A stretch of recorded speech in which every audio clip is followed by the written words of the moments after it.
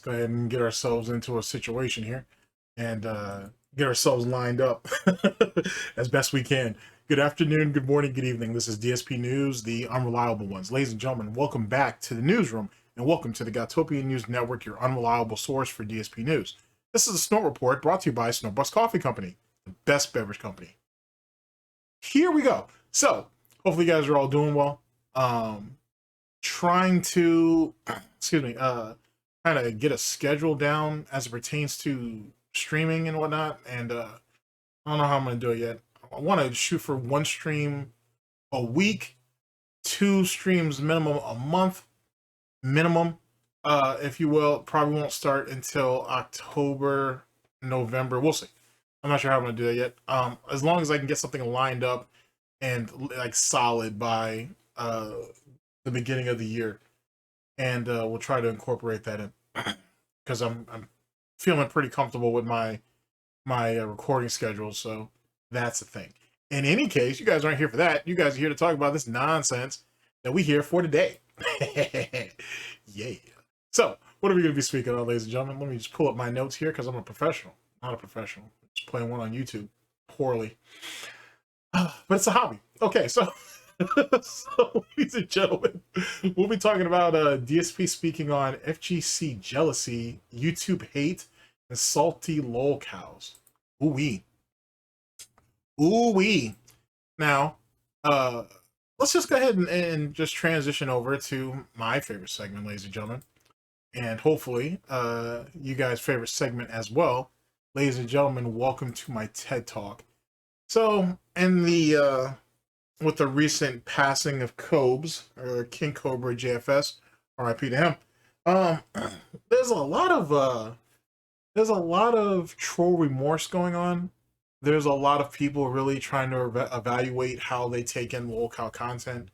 What do they think of the people who make lolcow content? Stuff like that. That will probably be something we'll talk about later on down the line. I do have some things to say as it pertains to Cobra's death. My main target's really gonna be Clint, his father, and but I gave my word to a couple people who I respect greatly that I wouldn't go after Clint until Cobra's in the ground. So that's what I'm gonna do. So in any case, and that's how I feel about that. As it pertains to troll remorse and whatever, we'll tackle that when we get there. How does that affect DSP and these lolcow monkeys going around here? They're going to use Cobe's death as a shield and whatnot, and as a way of, you know, maybe you guys shouldn't go hard at us. Maybe you guys need to be more mindful. Maybe you need to be careful who you support, so on and so forth. Let me put this out to you right now, and I want to be very, very clear about it. No jokes, no nothing. I'm not sorry for anything that I've said about any lolcow, to be honest with you. And I'm going to stand by what I said, because if not, if I can't stand by what I say and what I believe, then what does it matter? Then what I say doesn't matter, period. If I run around here and talk about I don't have any skin in the game, I don't care so much about it, this, that, and the third, then why should anybody take myself seriously? Why am I even taking myself seriously at that point? So I stand by what I said. I may misspeak or whatever, or it may be taken out of context, and I'm more than willing to go ahead and clear that up. But I said what I said. You know what I'm saying? At the end of the day. And you can't stand by it, then it don't matter. You know what I'm saying? If you disagree with it, that's fine. And whatnot. And we can agree to disagree. And whatnot. But I said what I said and I stand by it. You have to. I have to stand by it. Because if not, I'm no different than any other coward. In any case, as it pertains to Darksydephil, speaking of cowards, his jealousy as it pertains to the FGC, we'll see how he uses Cobra's death to his advantage. I'll wait, because Wings has already done that. Got a video coming. And there's a few people in the girl world that are trying to build up the confidence to do that as well. How DSP will use Cobe's death, we'll see. We'll see how that happens. I am a firm believer that DSP will more than likely die on stream. Heart attack, brain aneurysm, stroke, whatever. That's what's going to happen. And when he does kick, as he's inevitably going to, I'll still make content on him. End of story. There's a lot of DSP stuff out there and whatnot, and it is what it is. Now, you as the viewer have the reason or have the right to feel any which way you want to do about that. and I'll respect it either which way, no matter how the coin flips or how the chips fall. That is what that is. But I'm not going to sit out here and try to pretend like, oh, well, you know, I threw all those years at DSP and I feel bad. No. I can't do that. That's what cowards do. I'm not doing it. So we'll see how DSP and some of these other locals use that to their advantage. As it pertains to the FGC and DSP's ongoing jealousy and hatred with them or whatever, I've made it my campaign, and I will continue to do so, that to make sure that people know that DSP is a fraud. And that his FGC legacy, as he calls it, doesn't really exist. It's a figure of his own imagination. He didn't really do shit. He didn't accomplish shit. I'm gonna make sure that's well known. And I have no problem with that endeavor. It's a war that DSP has already lost. He just doesn't know it yet. So I'm gonna keep beating the drums on that. And the more time that goes by, the more people start to see it. The more people in the FGC is like, yeah, he really wasn't anything, to be honest. And sooner than later, it's gonna come to fruition that any type of good graces DSP was given from the FGC, then or now, was nothing more than charity. End of story. DSP was never one of those people. He was a poser, he was a fake, he was a fraud. He wanted to fit in. He found one game, one niche that he thought he was special in, and he tried to ride it out. And as usual with Darksydephil, his one opportunity, his one chance to cement himself in such a way that people could still cast doubt upon it, but if he has it, he has it, he failed. End of story. He failed. I'm not going to overlook that. Now, you guys can if you like. You have the right to, but I'm not going to overlook that. He's going to fight for ground on that. He's going to fight me he's going to fight me for every inch of it. And at the end of the day, he's going to lose. Just like how he lost in the FGC. So all these people running around here, Justin giving him charity matches, and you know what I'm saying, Smooth Cat giving him charity matches, VDO giving him charity matches, and all that. It's all this is charity. It's pity. It's pity. These people really live, breathe, and care about that hobby, about that scene, about that community, about that culture. DSP don't give a fuck. If it can't elevate them, it's useless to them. And Friday Night Fights eventually is going to break his ass down because he ain't sat there and gambled everything on CVS too. And that's not really working out. For whatever reason. You'll see. You'll see. If you haven't seen it by the time this video comes out, you'll eventually see it. So anyway, we'll just go into the next chapter of DSP and the FGC and his resentment towards them, despite the fact that he's so desperate to be amongst those people. We'll have a good laugh and we'll move with it. And we'll tackle everything else on the way. So for those of you who are asking or, you know, wondering, hey, when's the, you know, do you have anything to say about Cobra? Are you going to have anything out on him? Yeah, I will, eventually. Eventually. So, you know what I'm saying? A man's got to stick to his word, and a man has to have a code. And like I said, I already put my word to something, and I'm going to do it until the time comes, and then we go from there. And I'm really invested in that toxicology exam and whatnot, post-mortem. I want to know exactly what it was that did Cobra in, to be honest, because Naked and Laughing, or Nell, she walking around here real spuncious, like, you know, she knows something everybody else don't, and it's kind of eerie, and it's kind of disgusting, and as if Wings' display, you know, for me the other night wasn't bad enough, or a few nights, well, about a week ago, maybe a little bit longer. It's been a while since you know Cobra's passing was announced. If Wings' demonstration wasn't bad enough, I've got something to say. In any case, thank you for coming to my TED Talk, and let's go ahead and move along positively with the content. Holy shit. Okay, so what are we doing?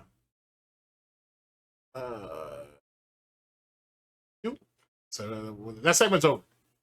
So let's go ahead and let's move to a bit of ambience that I'm comfortable with, and let's go ahead and set our scene to the third. Check them out. Okay, ladies and gentlemen, we're here with Raw Phil. Big ups to Dix for cutting this up for me. But we're here with Raw Phil. Let's see. Darksydephil speaks on. Here we go. Darksydephil speaks on the FGC jealousy, jealousy, FGC jealousy, YouTube hate and salty lol cows. This is from August 24th of 2025. Womp womp womp womp. And without further ado, here we go. To the third of the goal right now. Okay. Yeah, so I'll just say this. This is unfortunate. This is someone who I don't really have any association with, never spoken with or anything. But apparently he has talked shit about him though, and he has reacted to him. I'm pretty sure on DSP Reacts, someone asked him to react to one of Cobra's. I want to say if it wasn't one of his Cobra's like drink creations, it might have been one of his food hacks. Something along those lines. I'm sure DSP has reacted to Cobra at least once. It is confirmed that King Cobra, I think JFS, an internet content creator, has passed away, and apparently he was very young. He was only in his early 30s. I think 34, someone said. That's sad. That is very sad to hear. You know, I watched him do some very weird things during my React show. Eat snail sandwiches and drink crazy stuff. So the guy certainly had balls and did a lot of weird things on stream. And it's sad to hear that someone that young has passed away. So sad to hear. Rest in peace, the King Cobra. But that's really all I can say, because I've only seen very few videos from the guy. I never watched him. I never had any, ever spoke with him or anything like that. So, but that is really sad to hear that he passed away that young. I'm waiting to see how he's going to exploit this. I'm really, really wondering how he's going to exploit this, because for some of you out there who's been keeping up with how Kiwi Tapes and Smokey MC are kind of dealing with their fallout with that situation, with the Cobra situation. If you guys thought what Kiwi Tapes did was egregious, wait until DSP figures out a way to profit off this shit. Just wait. Wait and see how he pulls this shit off, because eventually he's going to. And if he does, if my theory still holds correct, that he eventually goes on the LolCow Live, it'll either be done there, or he'll either do it before LolCow Live, he'll do it when he's on LolCow Live, or he'll do it after the fact. But we'll see. But I'm confident he's trying to cook up something, and he just hasn't figured out how to deliver it yet. Because to have someone in Cobra's position, it only makes sense for a LolCow to try to take advantage of it. Wings being the first person to do it off the rip doesn't surprise me. His execution was poor, as one would expect. And like I said, we'll get to that video. You'll see it eventually. You'll see what I'm talking about. But his execution was poor, but like I said, that should be expected. But the fact that he had the balls to do that shit, that Wings had the balls to come out there and do that shit, still, I expected it, but even then, I'm still taken back by it. Guys, Black Dragon, thanks for $2, but don't say horrible things like that. Seriously. No one should ever say something horrible like that. Like, oh, it should have been someone else. It should have been. No one. What about all those useless, worthless people that are online, or that are on this planet, or that exhaust resources that serve no purpose and should either walk off a cliff or off a bridge or any of that bullshit? Did we forget that, ladies and gentlemen? Have we completely and utterly memory hold that? Pepper's Farm still remembers, though. That's for damn sure. Literally no one should be dying that young, and it shouldn't have been someone else in place. It's just messed up. It's a messed up situation all around. We should have been at 45. I don't know why I put 40 on the leaderboard. We should have been at 45. Now we're at 47.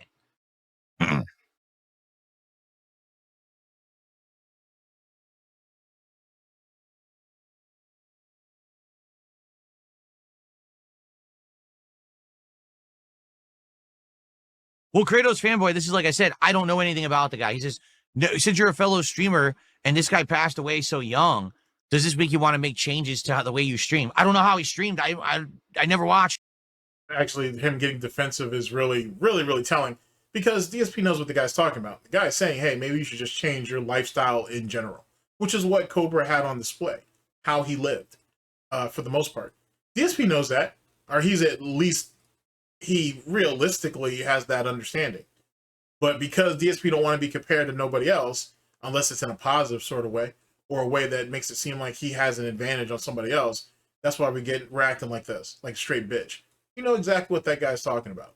Hey, you live like shit, you live in shit, your wife lives in shit, and whatnot, hence the reason why she ain't looked the way she looked, and whatnot, carrying herself the way she carrying. Maybe you should make some changes. Maybe out of Cobra's demise, as tragic as it was, maybe you yourself should look at this as a form of realization. Maybe you need to have a bit of an awakening, an awareness of what your situation is and how you could possibly change it. But if DSP don't believe he's done anything wrong, which clearly he don't, why would he change anything? And why are you bringing this up? Why are you making his death about me? What's wrong with you, dude? Oh, matter of fact, we need to hit that tip goal, okay? Because I'm trying to do this, Subway, or I'm trying to do this, whatever pizza place, or I'm trying to do Tatsu Burger or whatever the fuck. Thanks, guys. Don't forget to contribute. Don't forget to contribute. Holy shit. So I'll tell you this. I'm not going to eat snail sandwiches. Definitely not.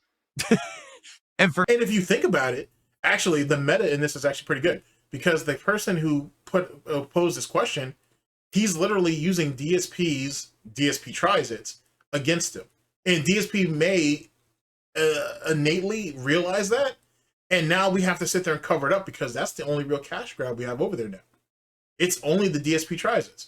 If those falter, or if those goals don't get hit and DSP tries it get pushed back further and further and further, DSP is still going to be okay. If he don't hit 150 and he hits 120 or he hits 100, he still walks away with the money. And theoretically, it actually benefits him in the long run to not fully hit all these goals and whatever and get things done and keep dragging along that way.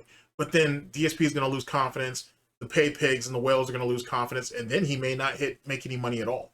So it starts at, oh, we don't hit the goal this stream. We don't hit this goal for these 4 or 5 streams. Next thing you know, we're barely making $100. Next thing you know, we're barely hitting $50, and then so on and so forth. I look forward to that. For me, I have made big changes in my life to become healthy. Too bad you didn't do that for your wife. You guys have seen my transformation, how I've lost a lot of weight. Yeah, we saw Cat's transformation. So whatever weight you dropped, which wasn't much, by the way, but whatever weight you dropped, Cat certainly picked back up. I don't know if that's a good thing, but, you know. Do you, Phil? Do you, King? Last couple of years, you know, fast foodish. I'm eating once a week for DSP tries at tops. That's a lie. We know that, one, if they can hit the goal multiple times a week, then we're doing that. And on top of that, we know no one cooks in that house. Everything is heated up, if you will. And more than likely, they're ordering food 3 or 4 times a week. Just like DSP drinks more than just when they do a marathon or a special event or truck sims or whatever the fuck. He's probably drinking, not even probably, he is. He's drinking all week. I would assume that there's maybe 1 or 2 days that he can control his addiction and he don't drink anything. But for the rest of it, or he drinks light, meaning that he's drinking spritzers or he may be having something on the lighter side. But other than that, it's, you know what I'm saying, it's Tanqueray and fucking Sprite all the way through. I'm eating healthy every other day. Every other day? I thought we only get fast food once a week, though, with DSP tries it. I guess we ain't sat there and fucked that up. Eating, you know, I really have done a lot of more positive things. So that's the most I can do. I don't think that I really stream in an unhealthy manner. All right, let me bring that whole segment back, because you know me, I talk too damn much. I said what I need to say. But here, let me bring this back so you guys can catch the full thing, just in case there's something that I may have missed. That young, and it shouldn't have been someone else in place. It's just messed up. It's a messed up situation all around. We should have been at 45. I don't know why I put 40 on the leaderboard. We should have been at 45. Now we're at 47.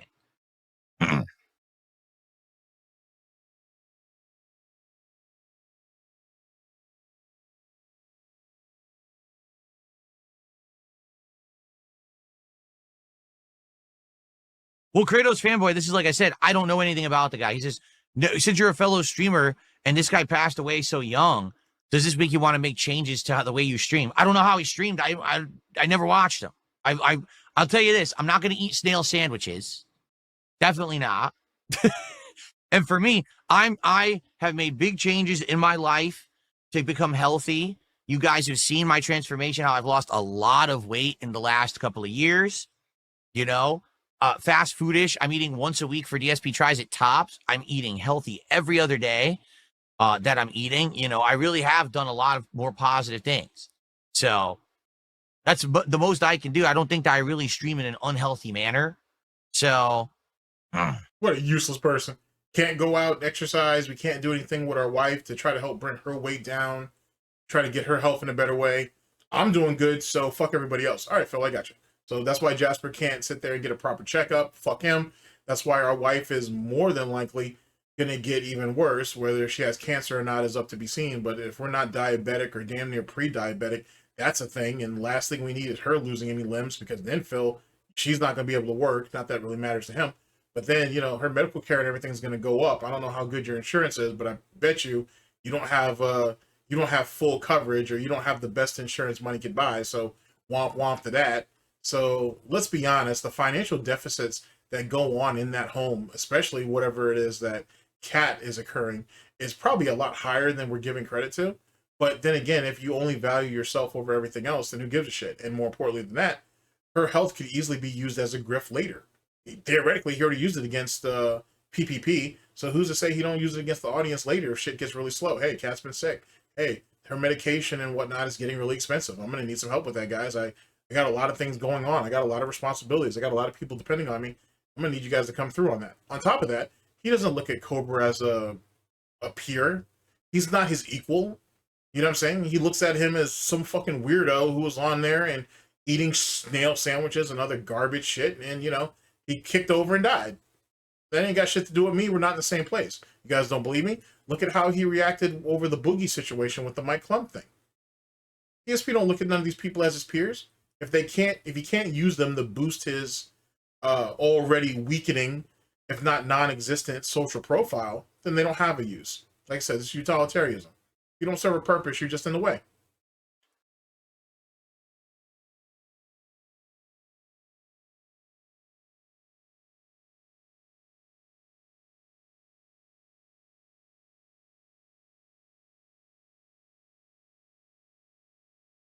Sometime today, Philip. Mozzie says, did you hear the conspiracy about Hulk Hogan's passing, that the surgeon botched the surgery and it pinched a nerve and it caused his breathing to slowly get worse till he just died? I don't know. Hulk Hogan, Terry Bollea, this is his real name, had a ridiculous amount of health issues and so many different surgeries and things. I don't know. I don't follow the guy at all, but I mean, it's funny how every time he shakes his head, his jowl just dangles like that. It's just kind of hilarious to me. Certainly that could have been feasible when you're someone who's had so many surgeries and things that something went wrong. I don't know. I don't follow pro wrestling. I don't follow Hulk Hogan. So no, I don't really know anything about it. Okay, so you're a fake fan. You're a poser. You're a fraud. You know what I'm saying? You were only sucking fucking PPP's dick while it benefited you. Gotcha. No problem. There's actually a bunch of interesting theories out there on that. I'll save that once I get everything compiled up or whatnot, and then we can talk about that further. There's a bunch of interesting theories out there on it. Even though the majority of them are more than likely not true, they're still pretty interesting, though.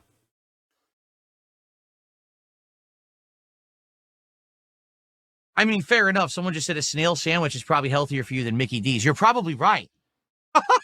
That actually is probably a correct statement. That to have a disgusting snail sandwich is probably better than McDonald's. Oops.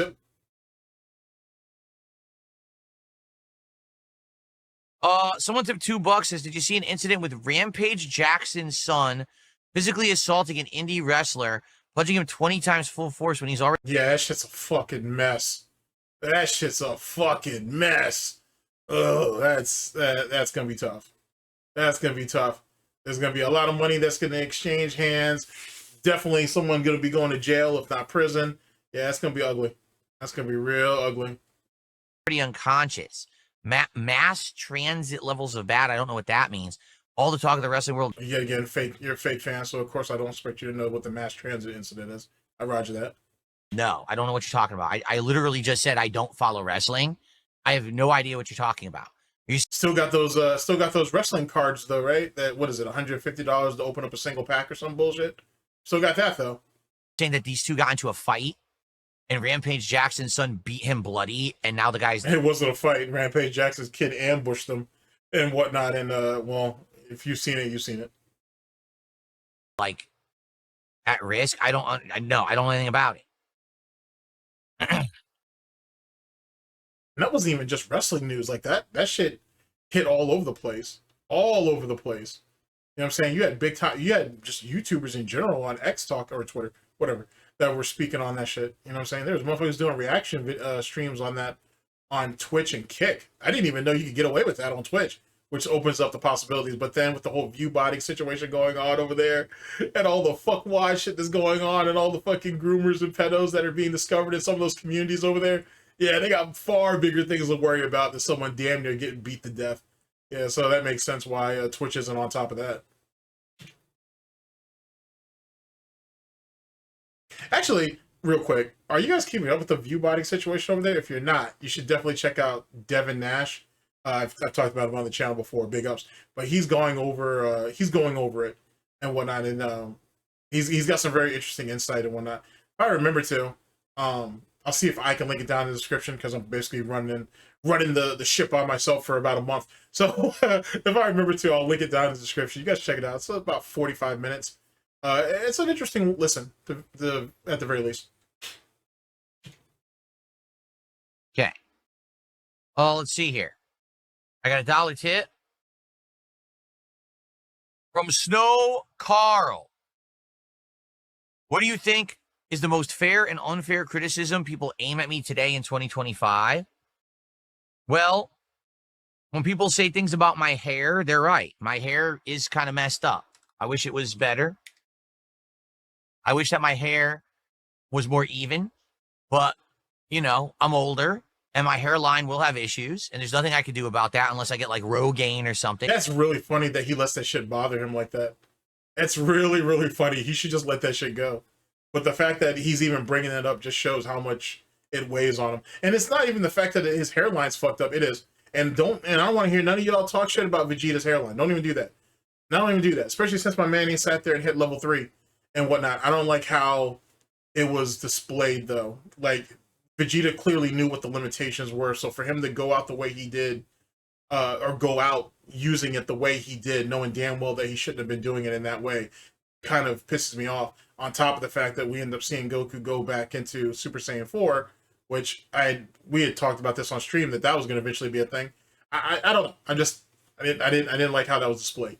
Vegeta's smart enough to understand what the limitations were if he's been sitting on that form for as long as he did. Anyway, I don't want to hear no talks about Vegeta's Willow Peak and shit. But I will say this: more importantly than Goku's Goku. Holy shit! More importantly than fucking Phil's depleting hair or receding hairline is his hair is thinning at the top. Like, it's getting really, really sad looking up there. It's really, really getting sad up there. I wish we could get like a closer look of it. But just take my word that his hair is thinning massively. It's feels bad, man. Which I'm not going to do. You know, it is what it is. So that's a fair criticism. There's nothing I can really do to dispute that. You're right. My hairline isn't great. My hair puffs up. It looks stupid, right? Now, the most unfair criticism, I don't know. I mean, actually, that's the only fair criticism. All other criticisms are completely unfair. Oh, boy. There you go. I do absolutely nothing wrong at all besides my hairline. That's it. There you go. There you go.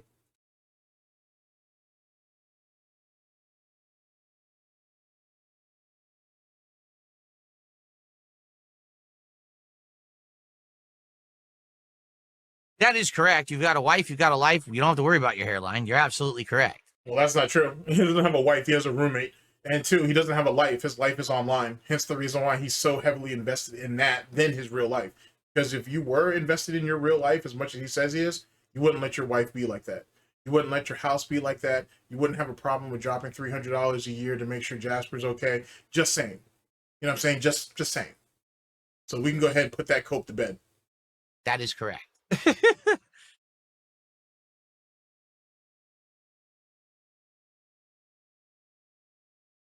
What do I miss most about being younger?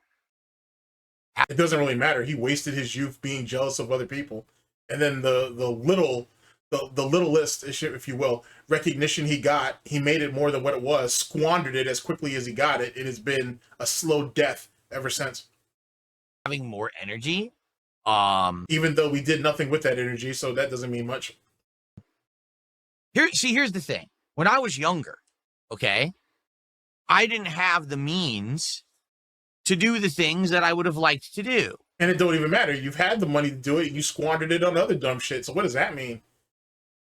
Like, any traveling or anything outside of his comfort zone, I should say, was completely and utterly directed to the FGC. He never went on a vacation just for the sake of doing it. You know what I'm saying? All the traveling he did, all the states that he had ever gone to outside of family trips was mainly for the FGC. That's it. And then the only time he went on trips after that was when he was trying to find places to move or going on vacation that had some type of association with his YouTube channel.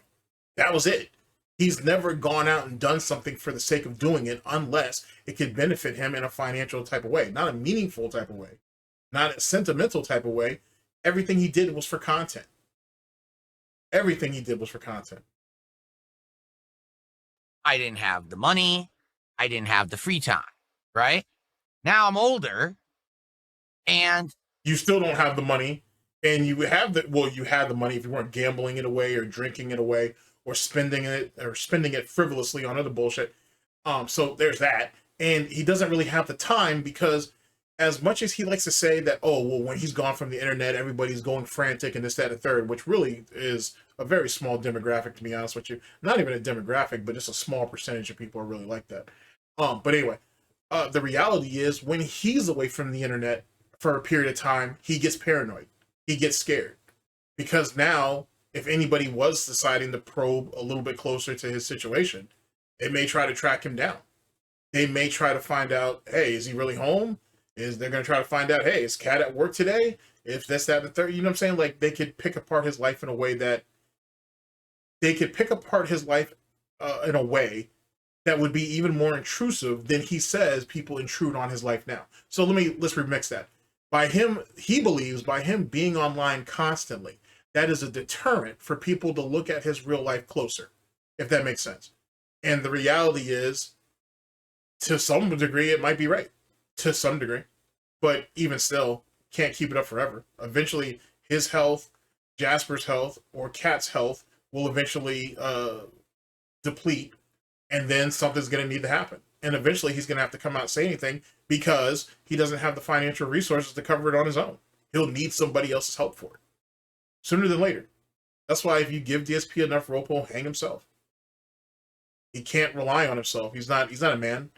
He's a child stuck in the fucking body of a fucking bum, basically.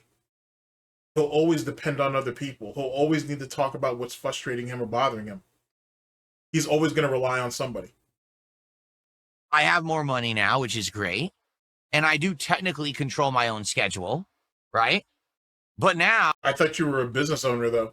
So how do you technically control your own schedule? You are making your own schedule. You don't answer to anybody. Well, he does. He answers to detractors and the dents who give him money to play games. Yeah, those two. I would say more than anything. Now, I'm older.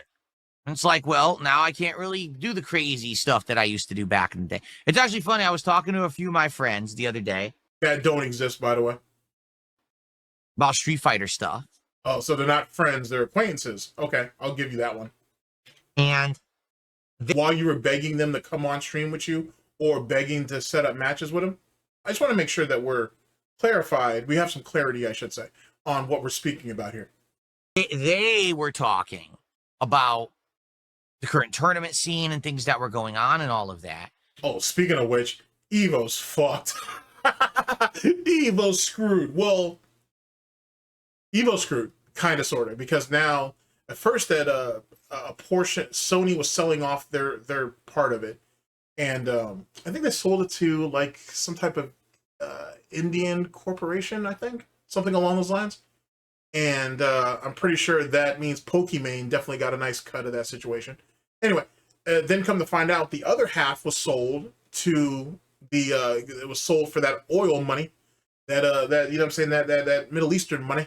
So now Evo is basically completely and utterly corporatized, and obviously you're going to have a lot more regulations and everything. And if any of those two companies were paying attention, or whoever the new owners are, let's say it that way, if any of the new owners were paying attention to what was going on in the Smash community, especially with that Panda Global bullshit, don't worry, I'm still working on that project. It's coming.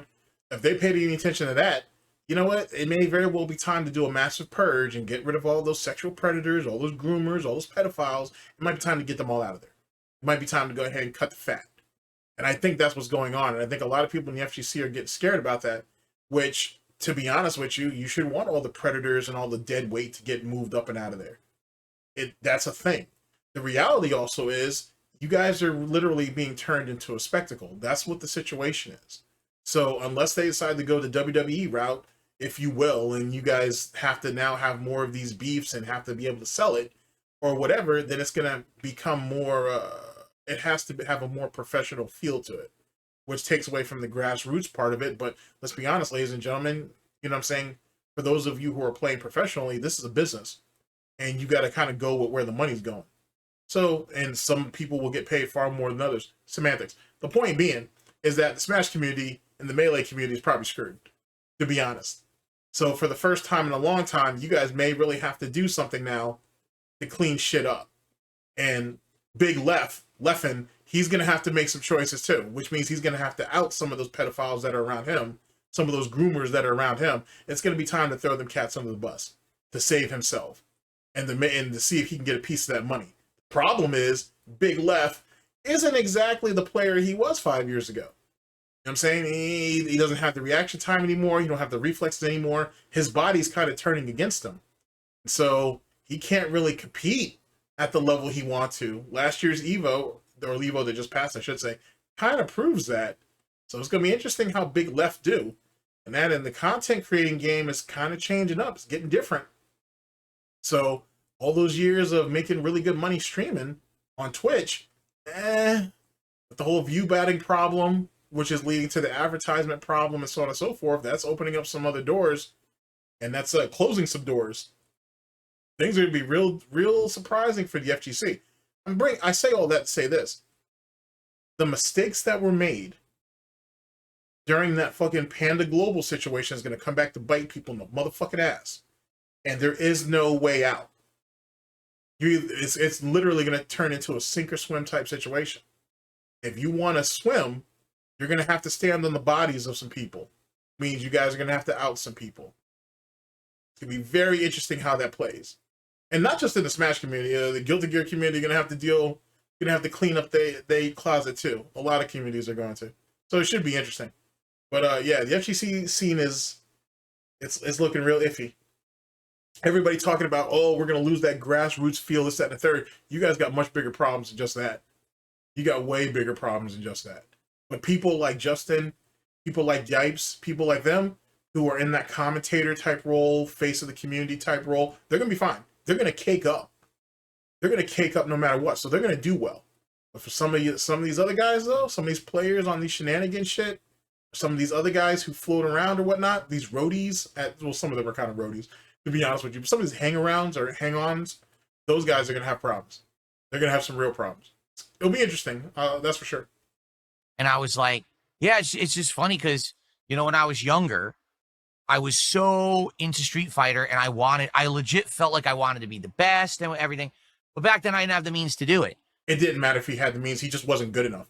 So, and truth be told, 2006 and 2005 too. But 2005, 2006, and 2007 proves all that. It didn't. He sat there and put himself in debt over the span of 3 years. And literally his peak was 2005. And he just basically went into a steady decline after that. And the only reason why he got as high as he did in 2005 was because of that port. If not, he would have ended up in the same placing he was the years prior. And no one can really refute that.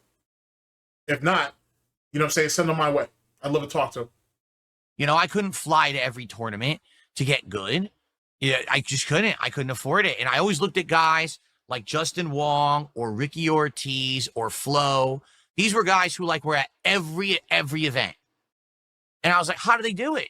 I'll tell you how they did it. 1, money matches. 2, they had backers. They had people who paid money for them to go out there and do that shit. 3, side betting and whatnot was another thing. On top of the fact that tournament organizers were willing to pay to have those people come out. They were willing to pay and get them room and boards to have them show up because that would bring more people to their tournament, which brought more money into their coffers. So trust me, there's a business behind all of that shit. And then there's even other shit. There's stuff that Fnatic and his homeboy spoke about back in the day. I think I talked about that on stream. I may make a video about that. But who talked about some stuff about on stream about how like tournaments work and how they don't make money, but yet they got to keep the tournament going. So where's all the funding come from? It's a fascinating situation. Talk about that later. But the point being is that a lot of those big players, that's the reason why it happened. How do you think the Japanese got over here? You know what I'm saying? Who do you think was flying them out? Who was rooming and giving them room and board, all that bullshit? Or, you know what I'm saying? Or food and board, you know what I mean? And making all that shit happen. There's always been high rollers in the FGC. There still are. And there's a lot of guys who make a lot of money betting on matches. Crazy money. Because like anything else, especially in Vegas, you can always find someone who's willing to bet. You can find someone who's sitting on a couple $100s who don't mind putting some money down on a match. And all it takes is one upset to turn your $20 into a few $100s, if not even a few thousand, depending on how many people were betting against you. But DSP is an idiot. He don't have no friends, and he don't know nothing about none of that. So that's why his dumb ass is as clueless as he is. I don't know. I have a job. I go to school. I don't. Let's go ahead and cut that shit. You had a part-time job. Yes, you were going to school, but that was on a ride on a partial scholarship from the school you went to, and mommy and daddy carried on the rest of that tuition, on top of the fact that they gave you pocket money. So let's go ahead and cut the shit. I have to do those things. I don't have the freedom of time, and I certainly don't have the money to fly around and play Street Fighter as a professional. But I thought you were a former pro fighting game player. Alas, semantics. We don't bring that stuff up. That's forbidden knowledge. Play casually when I can in my local scene, and every once in a while when I can afford to do so, I fly to a tournament and I do my best. But I certainly... And your best was never good enough. You can go ahead and keep making all the excuses you want, but the reality is you weren't good enough. End of story. Didn't get as much practice. Because there are players out there... Just a second. Okay, I'm back. Because the reality is there are players out there who had less time and or opportunities than Phil and have done and who were able to go further. So what's his excuse? He don't have one. He just wasn't good enough. It is what it is. His one opportunity, his one chance to take advantage of the system, to game the system, if you will, he failed. End of story. You know what I'm saying? End of story. And he knows that. He knows that 2005 was his only shot. That's the reason why he held on to, I was 4th place, I was #1 ranked North American player or American player, or whatever the fuck the stick was at that time. That's why he held on to that for all those years, because it was the only thing he had. He knew how close he was to it, and he just wasn't good enough. He couldn't grasp the brass ring. End of story. Practice as the top players. And that, I honestly was jealous of them. I didn't know what their life situations were, that they were able to actually do that kind of... So what the fuck are you jealous of? So let me get this straight. You're jealous of a person and you don't even know what they have? You have no concept of what their advantages really are, what their situation really is. But you were jealous of it? You know how fucking ignorant that sounds? Let him continue. Not time and dedication and money dedication, I couldn't. And then here's for those of you who like calling him a narc, he is a narc, but let's play into that. Look at how narcissistic he is. He really thinks, oh, I'm on their level. I'm on their level. I just needed the time and more practice. Well, you clearly weren't on their level if they didn't need all the practice. You clearly weren't on their level. If you said you were doing the best that you were doing, beating up on the computer, because there wasn't really any training mode back in those days and whatnot, or you were just beating up on people or getting beat up on, I should say, at your local gatherings or at your local arcades, you just weren't good enough. That's the reality of it. Now, you could make the argument, because I'll do it, that Justin and Ricky, that whole New York scene had the best competition that money could buy, at least on the East Coast and whatnot. And that was what, that was like a weekend thing? What was that, from Friday to Sunday morning, I think? Chinatown Buffet, sorry. Chinatown Arcade was popping. That's where everybody was. And more importantly, people flew out or drove out there for the weekend just for the experience, just to meet up with people and this, that, and the third. I think fucking DSP had allegedly claimed that he has gone out there with a few of the Connecticut boys before. So he knew what that was. You know what I'm saying? So yeah, it's an advantage, but it wasn't the end all be all. There were plenty of guys who had sat there and upsetted some of those people, and they'd never been to Chinatown, or they didn't have that access or that available to them. So how was they able to overcome then? How were they able to make things happen? Justin had a job, by the way. You know what I'm saying? Justin had a job. Most of those guys did. They weren't all Nepo babies like fucking DSP and shit. They were better with their money. They were better with their time management. But it wasn't like they were just sitting around playing Street Fighter all day. It's the same bullshit that he says now about Street Fighter 6. Oh, well, I don't have time to play Street Fighter every single day. I have to play a variety of content. But then he's expected to have the same advantages that they have, or more importantly, to have the same results as people who literally put in the time in the training room and shit, or in the lab and whatnot. He don't lab properly, but he damn sure don't lab. You know what I'm saying? If you're sitting there just hitting every time that you hit the fucking dummy and it counts as a hit and you don't have it on all block or whatever the case may be, then how the fuck do you know if the combo really works? And then he wonders why shit doesn't work the way he sees it work. Or he doesn't understand why, his timing's off. Or he doesn't understand why he drops combos. Well, one, you got bad execution. To be honest, he just, back in the day, he had the reflexes and reaction time to cover for some of it. But he lacked character knowledge. He just went with the cheapest character he could that could deal the most damage. It's literally as simple as that. So that I never got to get as good at Street Fighter as I wanted to. And that's why I think, I'm of the theory, he can't beat LTG. And he knows he can't beat LTG. LTG was purposely picking low-tier characters and trying to get the best out of them and whatnot. LTG literally understands how frame data works. He understands how proper flow charting and pattern play works, because he is a flow chart and pattern player, just like DSP. DSP is more of a natural one, where LTG's conditioned himself to do so. LTG has the advantages. You know what I'm saying? And he can do less with more.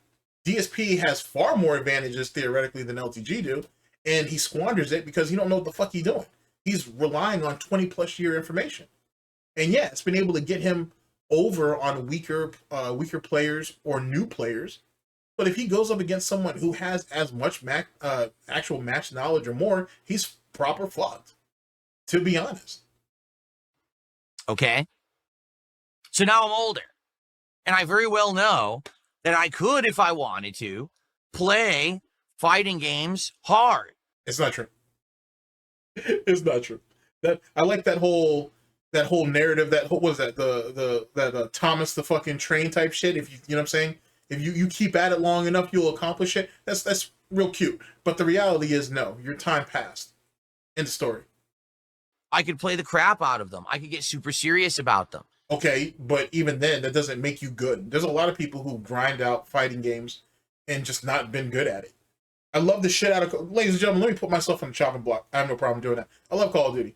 I love Call of Duty. I love the older Call of Duty. I love the good ones, I should say.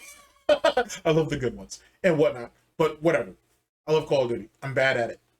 And I have no problem with saying that. And either later this year or going into next year, you guys will get to see it in real time. You know what I'm saying? It is what it is, but I have a good time with it. I don't put expectations on something that is just a hobby. It's something that I enjoy doing. Would I like to get better at it? Sure. But am I really good enough to compete against, even in the sweatiest lobbies? I may be able to hold my own and shit, but even then, I'm not topping off on anything like that, and I'm damn sure never going to go pro. You know what I'm saying? And that's just being realistic. You know what I'm saying?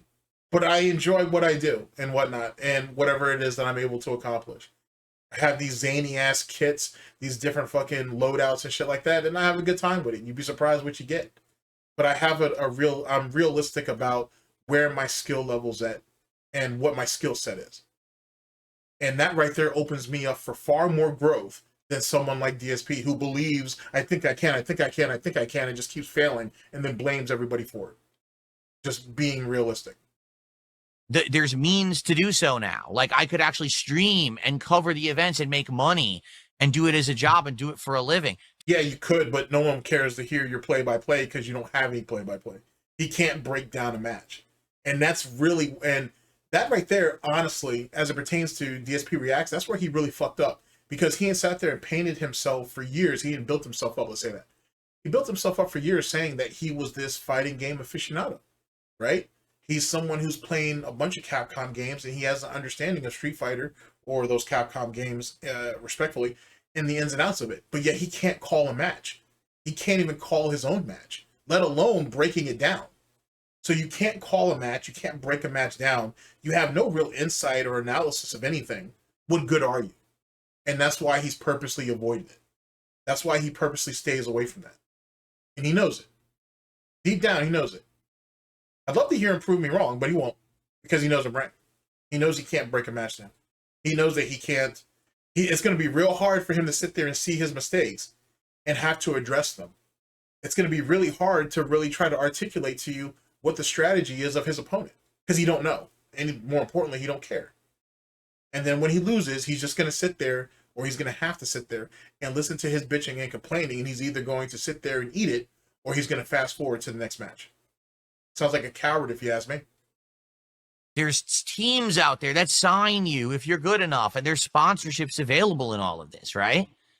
And I just look at the situation, I'm like, yeah, Justin actually just got signed to a team recently. I think he's going to be like as a coach or a mentor type situation. I don't know. He's going to make good money doing that. You're going to make good money doing that shit. And yet again, it just continues to keep his name and his brand out there. So it's funny how Justin continues to find ways to make himself valuable and useful to that community.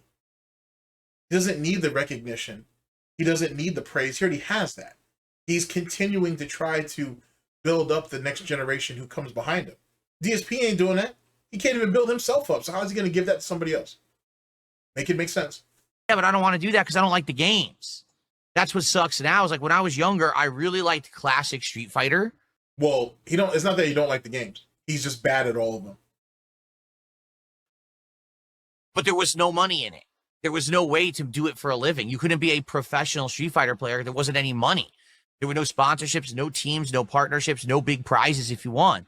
So no matter what, you were going to come out a loser at the end of the day. You did it for the love of the game. Well, yeah, but what about all those money matches you lost? So those guys made money off of it. They made a lot of money on it. Like I said, you had those guys from Florida that was fleecing the shit out of his ass. If you go back to the Mr. Huff Stuff video, it was Marvel 2, I think. If I can find it, I'll link it down in the description, along with the Devin Nash video. If you watch those matches, I think it started off at like $25, and then it just gradually went up, and they cleaned him up for free. That's just fantastic. I'm pretty sure Mr. Huff Stuff still has it. Like I said, if I can find it, I'll link it down in the description too.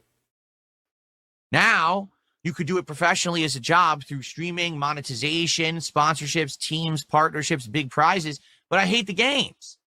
You know, now I have the freedom to do it. I don't want to do it. I don't like. But you don't have the freedom of doing it though, because you said you're a variety streamer and you have an audience that's catered to more than one game. Did we forget our own narrative? Maybe. Street Fighter 6 to the point where I want to play it enough.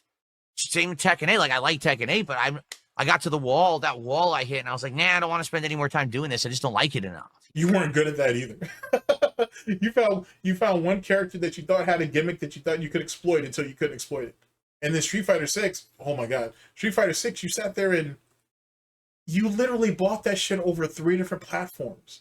You invested hundreds of dollars in arcade sticks for that shit. You spent a few thousand more just to be able to run that shit on PC. Too scared of Fightcade though, but semantics. But you know what I'm saying? Like, you've invested so much money in Street Fighter 6 and you failed miserably. And what does that mean, ladies and gentlemen? It means what I said about Street Fighter 5 was correct. Him skipping out on Street Fighter 5 because he had the misnotion, for whatever reason, that he thought it was going to be like Super Turbo, has costed him all these years later. Because not to say that you need Street Fighter 5 to be good at Street Fighter 6, that's not true. But for someone like DSP, who's a very slow learner, Street Fighter 5 probably would have helped him. On top of that, building up having the coverage or having the library of gameplay from that and the development through that game would have helped him with Street Fighter 6, being that he's still in the fucking Stone Age playing every game like Super Turbo. End of story. So he literally fucked himself. But also, he fucked any chance that he had of getting any recognition that people would want to seek him out to actually watch any of his coverage. He screwed himself on all fronts. It's fantastic. Which leads to what I told you guys before Street Fighter 6 even came out. If he skips Street Fighter 6 in any way, shape, or form, he's fucked. And I was right in that if he did it, he'd be screwed. It's a good thing he did, but all it did is further expose the holes and the lack of player know-how and all of those other shortcomings that he has. It further exploited all of that, and DSP knows it. That's why he's running over there to CVS 2, or Capcom versus SNK 2. But eventually he's going to get exposed over there too if he hasn't been already. You know? It's kind of weird. When you're younger, you don't have the means to do what you want, but then when you're older and you have the means, those things that you used to want just aren't that appealing anymore. You know? Well, then I guess you weren't really passionate about it. Now, don't get me wrong, ladies and gentlemen. I get what you're saying. People outgrow stuff. So I get that. But the people in the FGC, for the most part, have real passion for the shit. You know what I'm saying? Like, they really give a damn about this. DSP didn't. He was a poser. He was never a fighting game fan. He was never a Capcom fighting game fan. He was a Super Turbo fan because it's the only thing that he invested in that gave him results. That doesn't make him a fan of that. Well, I'm contradicting myself. It theoretically doesn't even make him a fan of that. It was just the one thing that he could get a smidgen, you know what I'm saying, a morsel, a crumb of recognition in at the end of the day. And that's why most people don't want to talk to him, because they can see him for the fake that he really is. And once that genie's out of the bottle, there's no putting that back in. What I'm saying, here's another thing. When I was younger, I always said I wanted to have my own room of my house that was an arcade. I would have a Super Turbo cabinet. I would have a Marvel cabinet. Maybe I would have like an old beat 'em up cabinet. Like, wow. First off, we're still have PTSD over that guy who had that in-house little setup. Not little, it was, you know, that arcade setup, and he had like I want to say he had like CVS 2, he had Marvel 2, he had something else. And DSP went up there and threw shade. All he had to do was say, hey, man, it's a nice setup, and keep it pushing, or not say anything at all. He decided to throw shade. The guy came back and said, hey, man, hey, Phil, I can put Super Turbo on this if you want, which he did, which was hilarious. And then DSP shut the fuck up. Max obviously has a bunch of cabinets or whatever. I mean, theoretically, he's just, you know, he's basically just copying what John and Howard did with their head-to-head Japanese Super Turbo cabinet. If he wanted those things, he could have had it when he moved to Connecticut, or when he moved from Connecticut to Washington. He had enough space for it. But the reality is he don't have any friends. He doesn't have anybody to share that with.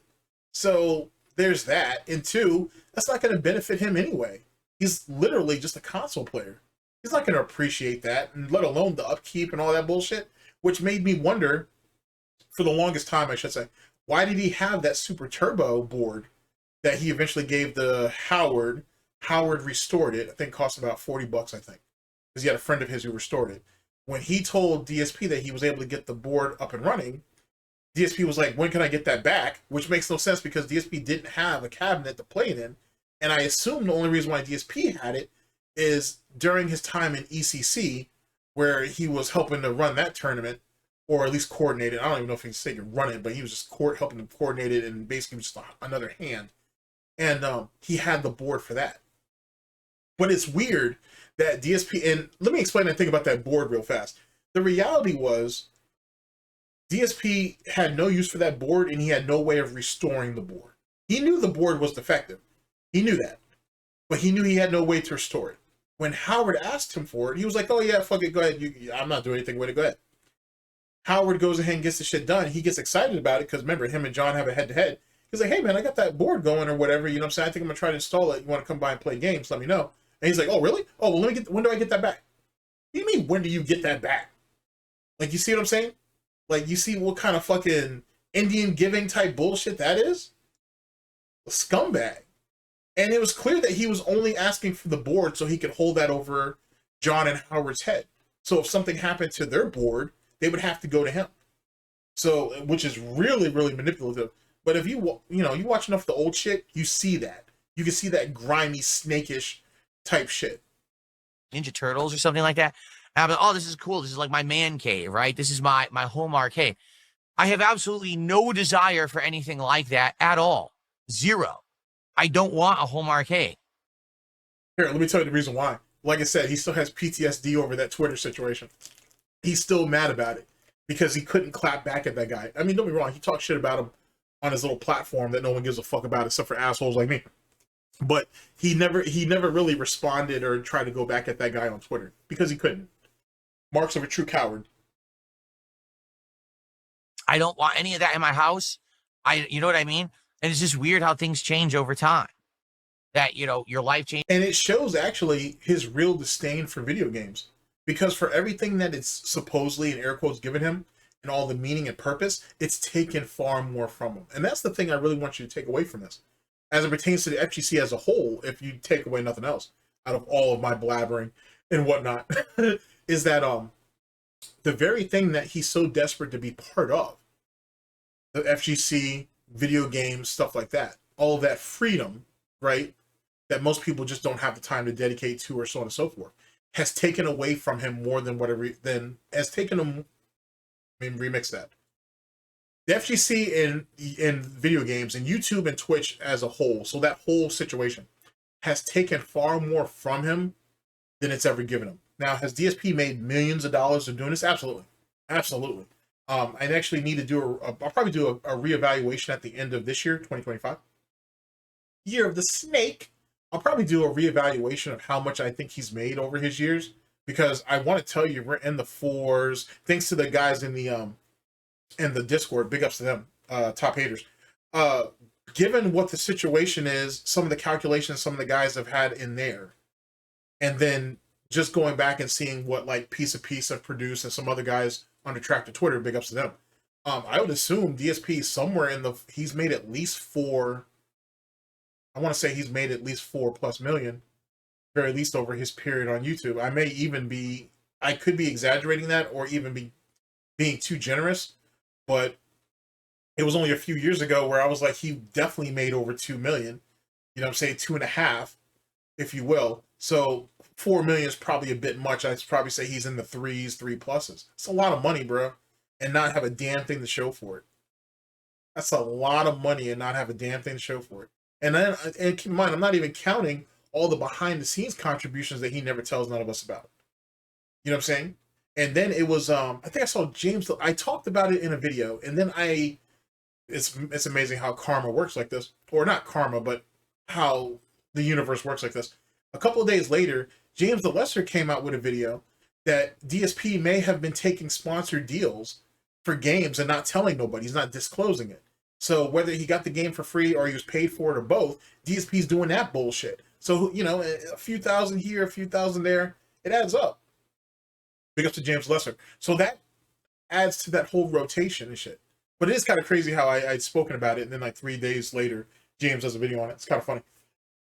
Even though we weren't even talking about the same circumstance, we both came to that conclusion in two different situations. Anyway, so there's that. He squandered it. Every dime that he's ever made, he squandered it in the same way he squandered his youth. You know what I'm saying? He squandered it. And now he's older. Now he realizes, man, I fucked up and I don't have nothing to show for it. Because he really don't.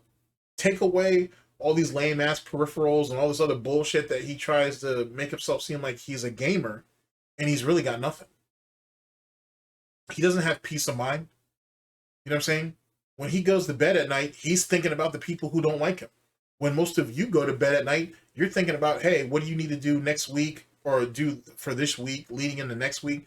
You're thinking about your family. You're thinking about things that mean something to you. He doesn't have any of that. When he goes to sleep, he's thinking about assholes like me.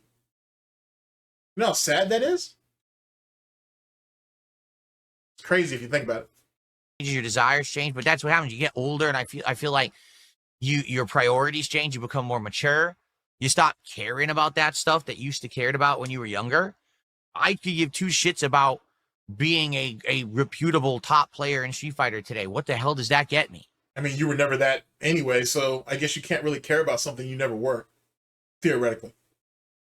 Why would I give a shit? You know? Coach but it's funny because then I play a game like CVS2 and I get the bug back, the competitive bug where I want to play. Yeah, because you're out there harvesting. You're trying to aura harvest, or aura farm, I should say. Fucking scrubs and noobs. Congratulations, you need weak people. Let's take that back, because that's me being disrespectful. That's you aura farming inexperienced or weak players to make yourself feel better.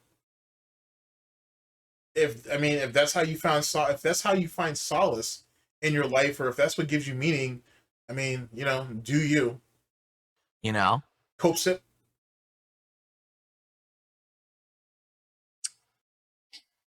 Okay.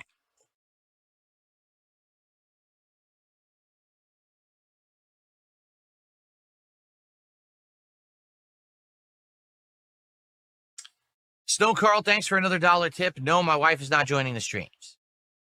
Okay. Living in the past. As big as she is, I'm not even sure she can even really make it upstairs anymore, so can't say that I blame her. We were at 50, right? So now we're at 51. It's kind of unfortunate, too, that he can't bring his wife on stream because he can't exploit her. That's really sad. It is what it is. Roommate has only so much value, I guess, for so long. Okay.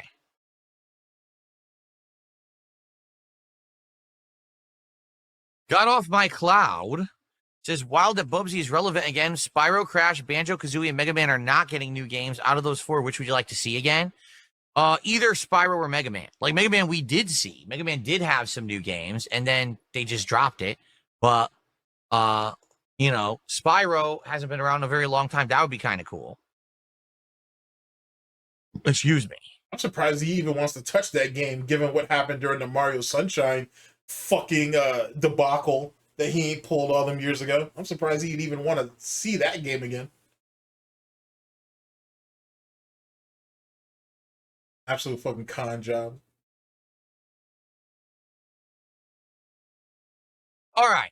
So, if you want to see the first ever DSP Tries It flight of international beers this week, support the streams. Let's get some support right now. What a trash fire that shit was. Our boy here can't even pour beer properly. Oh, man. But it's funny, though, because when it's time to pour that hard liquor, boy, he is precise with that shit, but he couldn't even pour out a can of beer. Holy shit. If I remember to. I mean, I have to go back and edit this, so it shouldn't be too much of a problem. I'll see if I can edit that in. You can see what I'm talking about. What a trash fire that is. I've never seen someone fuck up pouring beer. That's amazing. I guess we're going to see what it looks like here. Danish. It's a Danish beer. Denmark means Danish, I'm being told. All right. So, let's take a look. Ready? Elephant Pilsner from Denmark. Danish beer. Open it up. And it is foaming up right away. Oh, I just poured it all over my leg. It's all over my legs right now. That's delightful. I'm completely soaked in beer. That did not go well at all because it's a can. The bottles will pour. The cans don't pour. That was a huge mess. I am soaked in beer. I don't even know where to put it down where it's not going to make a mess. I have paper towels, but I didn't pull them out yet. Hold on one second.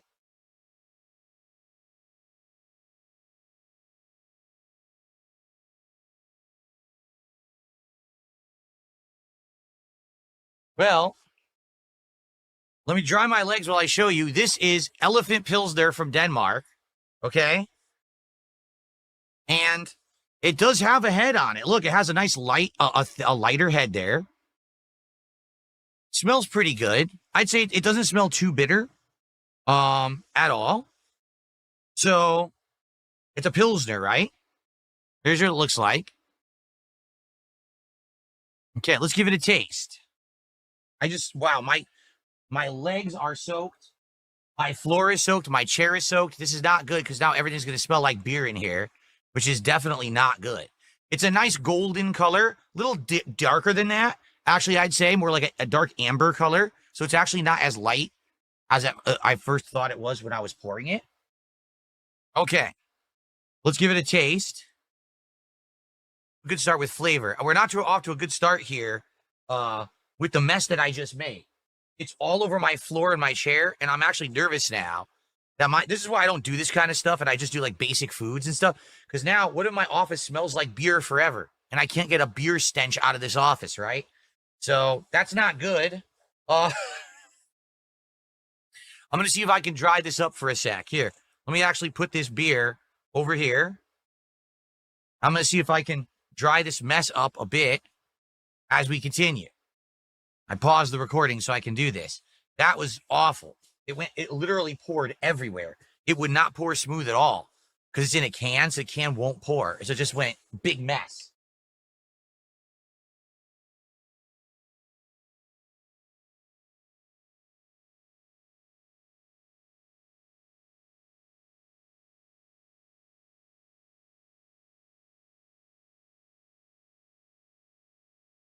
All right, so before I even continue, I'm going to go get a lot more paper towels because if these others spill, I'm going to need something to really clean up this mess, okay?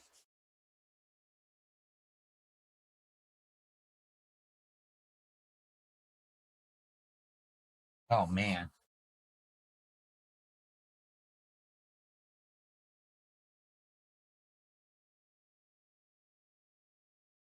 I think I'm just going to have stains on my chair. There's nothing I can do about it. I'm pretty sure these are going to stain. I mean, good thing you guys don't see my chair. Going to be big stain spots on the chair now.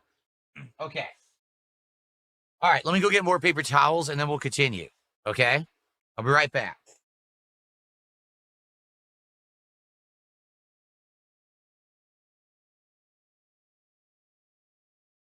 Ugh. Okay, so let's get some paper towels ready here in case we get a giant spill again. And what I'll do is I'll set them up one by one next to each other. Here we go. I have one beer mug, but that's the problem. I can't drink 4 beers out of one beer mug, so I had to put them in these glasses so they'll sit next to each other. Yeah, I know, Arg. He says your room's going to smell like ass tomorrow. It very well might.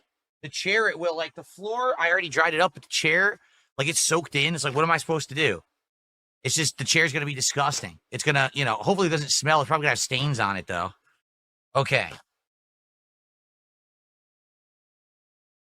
All right.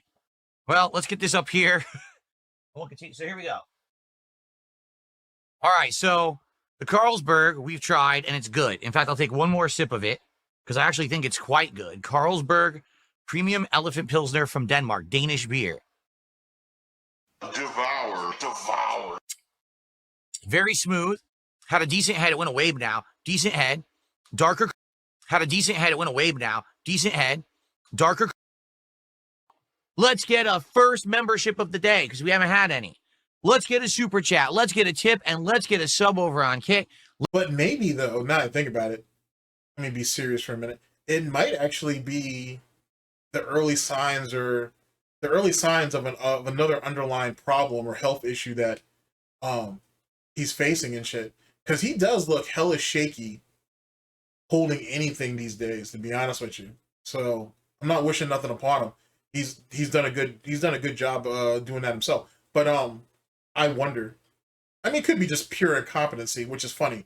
But if it's something more, if it's more of a physical issue, it's still funny. But it's really wild, ladies and gentlemen. And this kind of goes back to that whole troll remorse thing. You're gonna watch him fall apart and whatnot. Not everybody has to stick around for the ride, and I don't blame you, either which way. But that is the reality of this situation. Let's get some solid momentum moving so we can. The question is, what falls apart first, or what gives out first? Will it be his mental, or will it be the physical? Hit our goal today. The sooner the better. It has to be a night stream, and I'm aiming for Thursday night. That would be perfect. But if we could do it even sooner, that'd be great. So let's get it going. You guys said no more food. We want something different. Why not do a taste testing of alcoholic beverages? You suggested some. I've got a flight of beers to do a DSP tries it on. Let's get it going right now.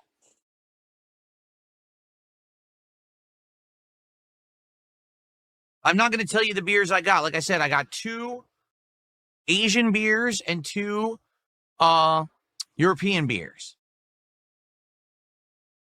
Frankly, I would have gotten more, but I wasn't going to buy 6 packs of beer and have over 30 beers sitting around my house. Oh, yeah, I'm X'd out on that story. So, dude goes to Total Wine, right? and he says that he wants to do like a mixed box, if you will, of different types of international beers, and they said that they don't do that. They do that with like local beers, and they do that with such and such, but they don't do that for others.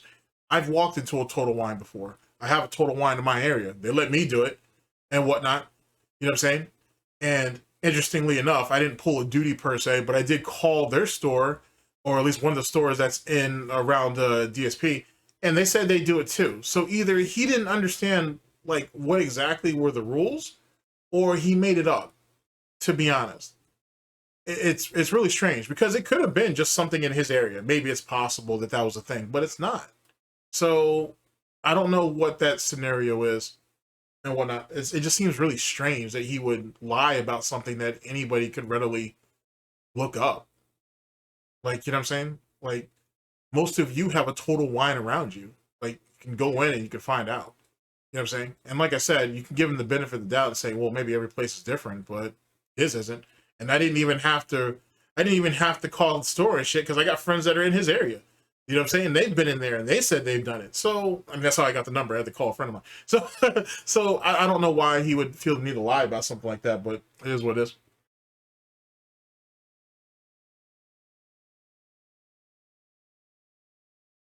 I don't know what that means, Advanced Tactics FF. I don't know what that word is. You'd have to explain it.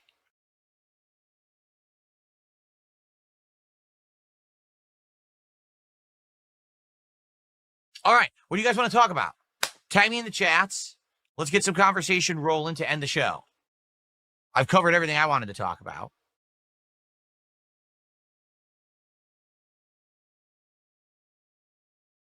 No, for me, Snow Carl, it's not that beer would be too tempting. It's that I don't drink beer. Like, I just don't like it that much. It's fine. I like the taste, but it's too many calories. It's too bloating.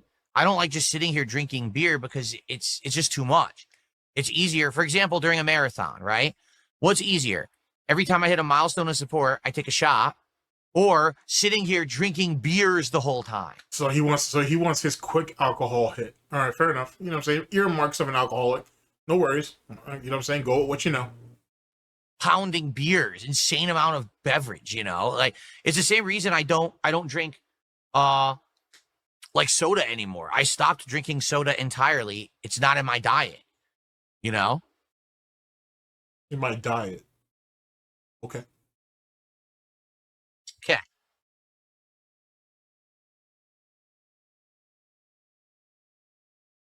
Let's see here.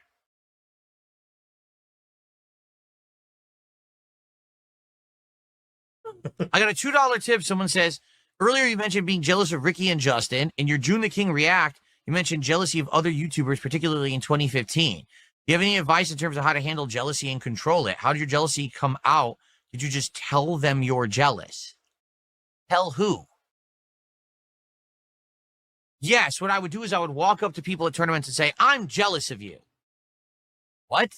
He talked enough shit about them that they already knew it, to be honest. And he thought he was being slick about it, and he really wasn't.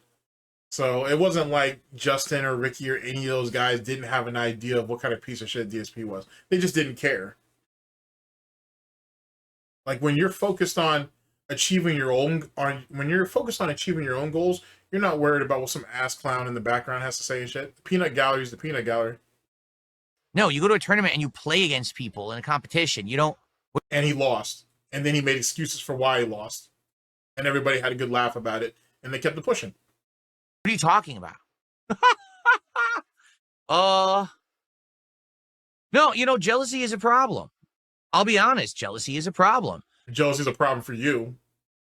Because if you're someone who feels like you're working hard and you're trying your best, but you see others around you who have more, or maybe it's a notion that's conceived that they're doing better than you, but you're working hard, you're like, well, why don't I have that? Sounds like entitlement to me. Right? If I, was playing Street Fighter as much as I possibly could, right? Which means, Friday, Saturday nights, I would go to my local arcades and play against people. Sometimes when the games went to console, we would go to each other's homes and play and practice, right? And as often as I could, I would go to tournaments. I would save up money and I would pay to go to a tournament and play against as many people as I could, right? but I couldn't do it often. You know, I was working. Like I said, I was in school. I was doing all these things. I just didn't have freedom to just do whatever I wanted. I would always try to go to ECC, which was East Coast Championships. I would try to go to a couple regionals. Usually if there was a tournament in Connecticut or New York, if I could make it, I would try to go. But I couldn't go often. You know, later on, I say mid-2000s, I started going more to Texas. Texas Showdown, amazing tournament series. Final round at Atlanta, amazing tournament series. All the stuff in Philly, amazing tournament series with Eric, Big E, who would run them. Those are some of my favorite tournaments I've ever been to. Super fun. Great people organizing them and all of that. It was more hanging out as much as playing Street Fighter, okay? But I couldn't go to all of them. And there were literally people who would go to every tournament. Justin Wong was one of them. You know what's crazy? This shows you how much of an idiot he is. If you go on the SRK, well, you'd have to go to the archives now, I should say. But if you go to the archives and you go to tournaments and events, it might call something else now, but it was called, I'm pretty sure it's called tournaments and events. You go down and it's broken down by regions, right? You click the region that you want, and then it'll tell you what all of the locals and what all the majors were, or whatever. And you have all these people talking about how they're coordinating this, that, and the third, how they're, you know, they don't go obviously into what their jobs are or how they're, you know, how they make their money, but you hear like, hey, this tournament's just been announced. It's been announced like 6 to 8 months out or whatever. That's a lot of time to put money together to make shit happen. It's not like, dude, just, you know, they hear about a tournament a month later, like, hey, the tournament's going to be in a month and everybody just has bread to go out there. It's not like that. It's not like that at all. You want to give, if you're a tournament organizer, you want to give people as much notice as possible so people can get their money together to go out there. Dude, you had people, especially in Phil's day, I'm surprised you don't know this, but Phil's an idiot, but you had people who would go out to those tournaments, not even to play in the tournament, just for side betting and for money matches or big money grudge matches. People did that. Talking about tens of thousands of dollars that got passed around. Ricky Ortiz was another, okay, where they just seemed to be at every event. Everywhere you went, there they are. And by the way, they're always winning. Well, you think about it. So I want you to think about this. So he hyper-focused on the idea, oh, these guys are at every tournament and they're always winning. That must correlate with each other. So it's not that these guys are talented, they're skilled, they're around other incredibly talented players and this, that, and the third, and they made it all happen. It's just that. I don't want to call this guy out, but what about Noel Brown? Noel Brown was around in all those shits too. Definitely a very good player. He didn't win all those tournaments. He placed highly, but he didn't win all those tournaments. So what about that situation? What about PR Barrow? An incredibly talented player. Same thing with Chris G, an incredibly talented player. They went to every tournament they could. They didn't win all of them. Fnatic, during his run, he went to every tournament he could get to. Incredibly fantastic tournament player and former EVO winner. He didn't win every tournament he went to. So you want me to keep going? Like, these are very shallow, like, you know what I'm saying, correlations and shit that he's trying to make his argument. It kind of shows you how much of a slow, if not weak thinker he really is. He's not thinking anything out. There's no logic in this. He's an envious piece of shit that sees that people have more than him, and he bitches and complains about it to make himself feel better. End of story. It's no more complicated than that. Let's see the correlation. They can afford to go to every event. They have free time to do it. They don't have commitments in their life otherwise. So you don't know that, you know what I'm saying? Because, okay, they went through a tournament from Friday to Sunday. So all the other weeks that there weren't tournaments, or all the other months that there weren't any tournaments, what were they doing, Phil? Oh, you don't know. Oh, okay. You don't know. You don't have a clue. You don't know if those guys are in school. You don't know if they're in trade school. You don't know what they do. You don't know what kind of jobs they have. You don't know what their side hustles are. Oh, you don't know any of that. Oh, okay. You have no clue about anything. You're coming up with whatever little assumptions that you can to fit your little sad-ass narrative to fucking help your little fucking ego. I see. Yeah, I see. Okay. I see.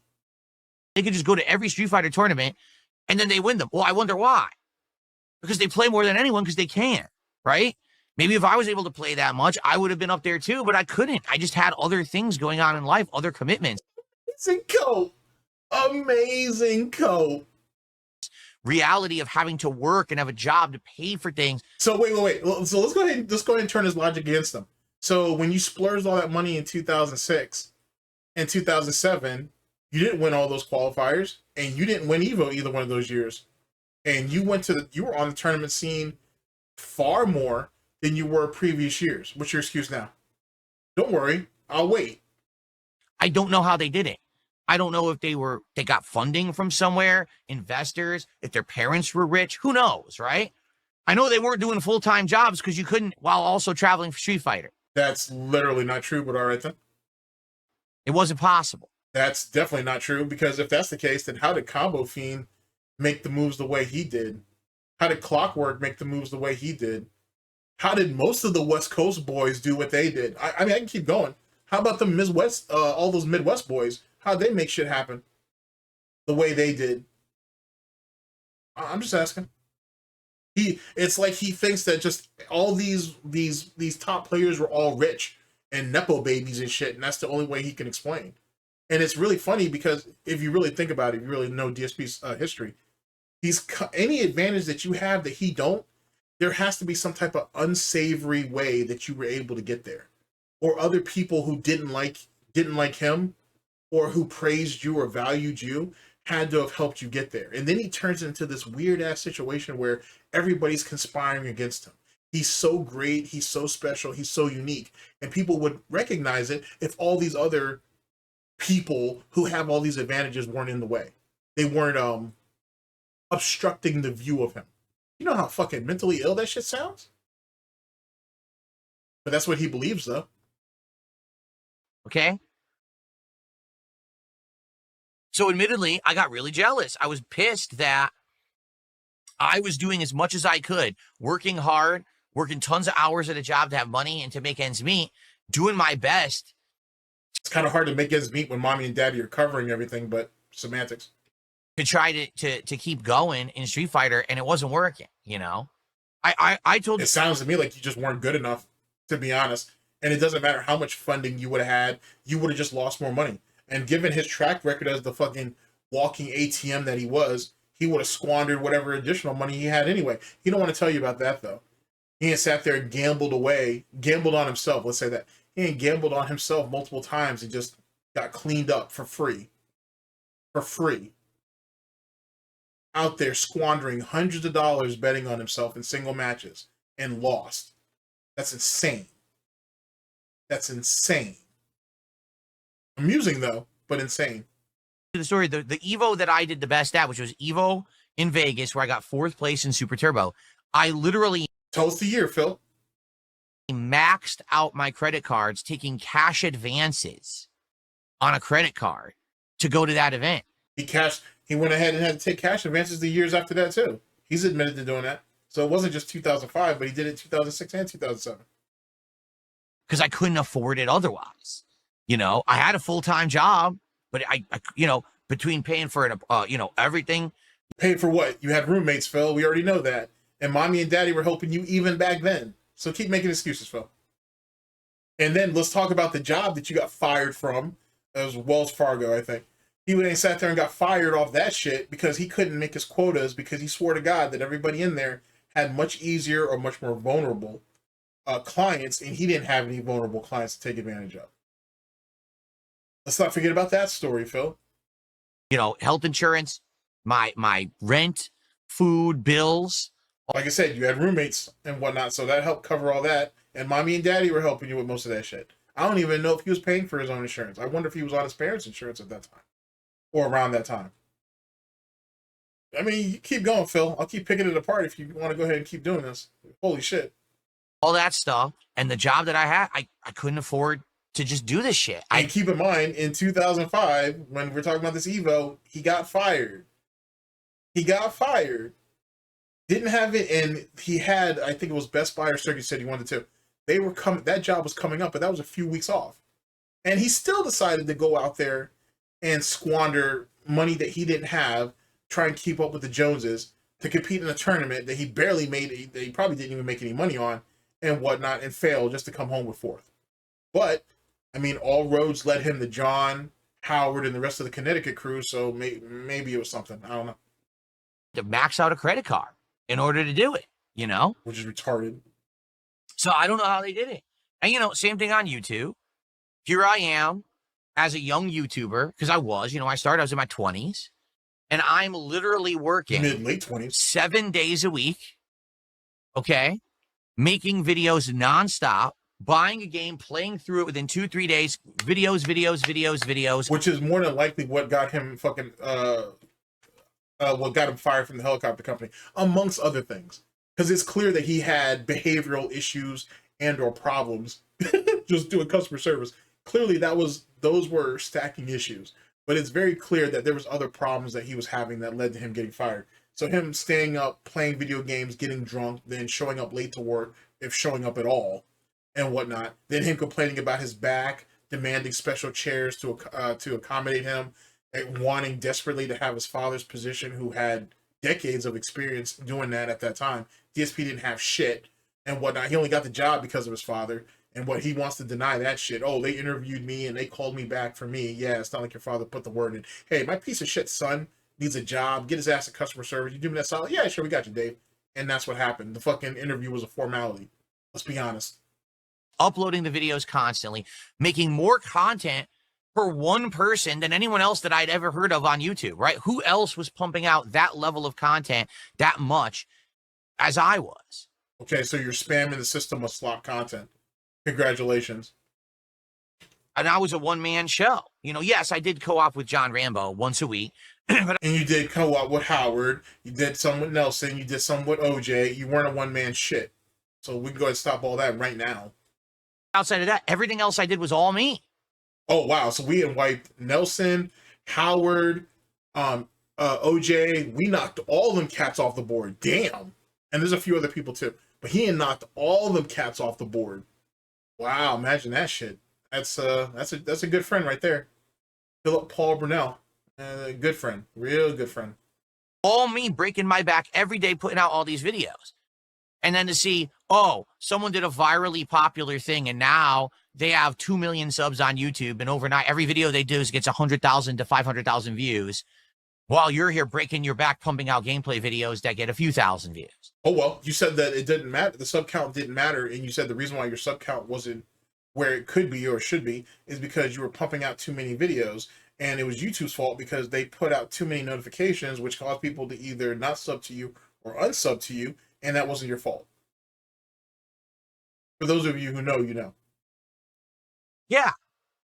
Jealousy. That's what happens, right? Even though everything he's saying was basically self-inflicted, but semantics. That's literally how you get pissed. You're like, man, I was working my butt off and everyone else, you know, you see other people surpassing you. Yeah, they worked smarter, not harder.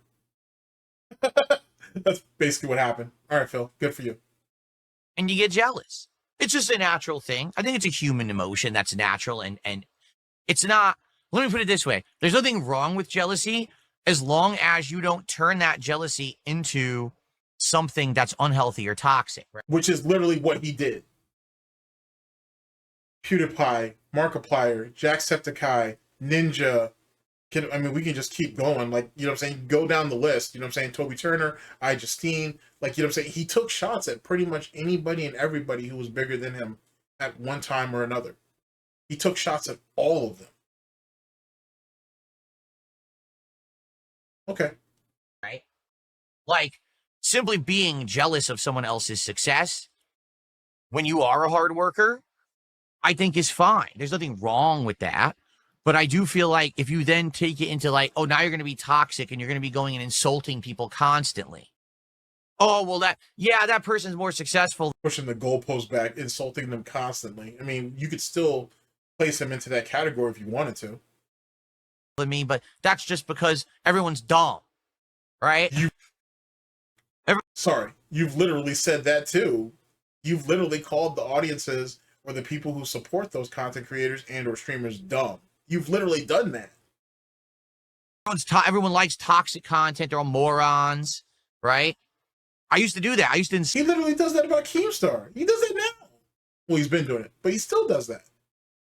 So everyone else who liked other content. Now, you know what? If you like other content, go and enjoy it. I'm not going to sit here and I'm not going to criticize you and say you're stupid for liking other people's content. Oh, boy. I'm just grateful that you like mine and you're here to watch and enjoy it. Because, you know, I think what it is when I was younger, when I was a YouTuber, I was very full of myself, and I felt like my shit didn't stink, and I felt like everything I did was the best, and how could anyone like anything other than my content? Obviously, mine's the best, right? You really, I mean, if he's not LARPing and he's not LARPing, if he really thought that and he really thought that, you know how fucking sick that sounds? Like, do you like, you know what I'm saying? Like, do you know how sick that sounds? Like, I've heard stories of people who never had any recognition about anything, whether online or offline or whatever, and they get a little bit of something and they're desperate to hold on to it. And that's actually the more fascinating individuals, because once you grasp it, like once you have that popularity or whatever the fuck it is that you're looking for online or what online gives you, my thing is not so much how you got it, because I really don't care. I'm really more interested on what you're willing to do to keep it, because that's the real like telling factor. That's the real character trait that you should look out for.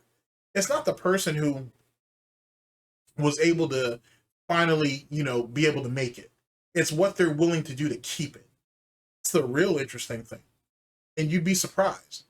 All these people out here kind of happy-go-lucky, you know what I'm saying, this, that, and the third. Yeah, they say all that shit until the good times are starting to fade. When things start to kind of, wind themselves down. Then what are they willing to do to stay relevant? What are they willing to do to stay popular? What are they willing to do to still be acknowledged? That's the real interesting thing. So when you have somebody who's gone from streaming, let's say 30 hours a week, 40 hours a week, to like one person, maybe 5 people, maybe 10 people, and now you're up there with thousands, you feel something, especially after doing that for a number of years. Well, when that drop off happens, let's say you have a couple of good years, and then shit starts to drop off, it makes you think, what would you be willing to do to keep that? You know what I'm saying? Like, how far would you be willing to go to keep that thing going? That's the real testament to someone's character. And we saw what DSP did. Didn't work out well. So what happens is you get humbled. And now here we are 17 years later from when I was super popular on YouTube. And I'm a much... You weren't really super popular on YouTube. He was around there. He was one of the first people who did it or whatnot. That don't make him popular. Because when the real competition came in, he started to fall out. So he was never popular. You know what I'm saying? He was never really popular. He was never really held up there with the greats, to be honest with you. You could say he was a big name in an incredibly small puddle, you know what I'm saying, if you will. But once the real competition came in, once that puddle ended up expanding and whatnot, he faded out much quicker than he's willing to give himself credit, or he's willing to acknowledge, I should say. He fell really, really quickly. But he'll never admit that because it hurts too much. Smaller guy now, when in terms of, I guess, yeah, actually, I am a much smaller guy. I actually have lost all the weight, cool. But also in terms of, views and reach and popularity, cool. Right? So now you get humbled. You're like, well, maybe your shit wasn't the best, right? And that's why you are where you are. But I'm just grateful to have a following and an audience as long as I had. And I've been doing it for so long that I'm basically kind of like installed into the minds of so many people that I know I'm going to be fine. It just means I'll never blow up like I was, but I'm okay with what I've become over all this time, right? I'm happy. Which is actually kind of hilarious, because when you think about what he just said, I'm installed in the minds of people. He's got far more people who dislike him or mock him than people who ever looked at him in a quote-unquote positive light. I don't know if that's something to be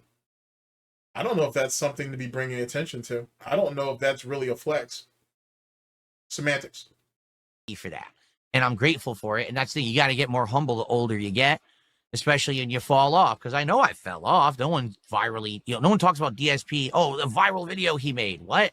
No one talks about me like that at all. Like, wow, he still exists. Oh, let me give him a look. Holy shit, I actually still like this. And then some people will come by and support. And that's what happens from time to time. You get people, wow, I watched him like 10, 15 years ago. Holy shit, he's still making... That's really weird, though, to say that, oh, he's still around? Oh, let me go by and see if I like the content. Oh, let me support it. Isn't watching you enough support? No, of course it isn't. You got to open up your Velcro wallet, too. You know what I'm saying?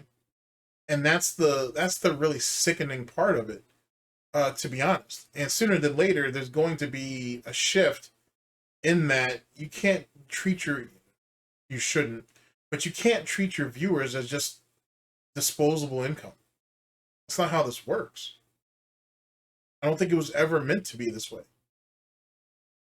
And once he hits that wall, I'm anxious to see what he's going to actually do about it. Makes content, and then they come watch for a bit and support. And that's awesome. But you're not getting anyone mainstream talking to me or anything. You know, it's never going to be like that again, right? Hopes it.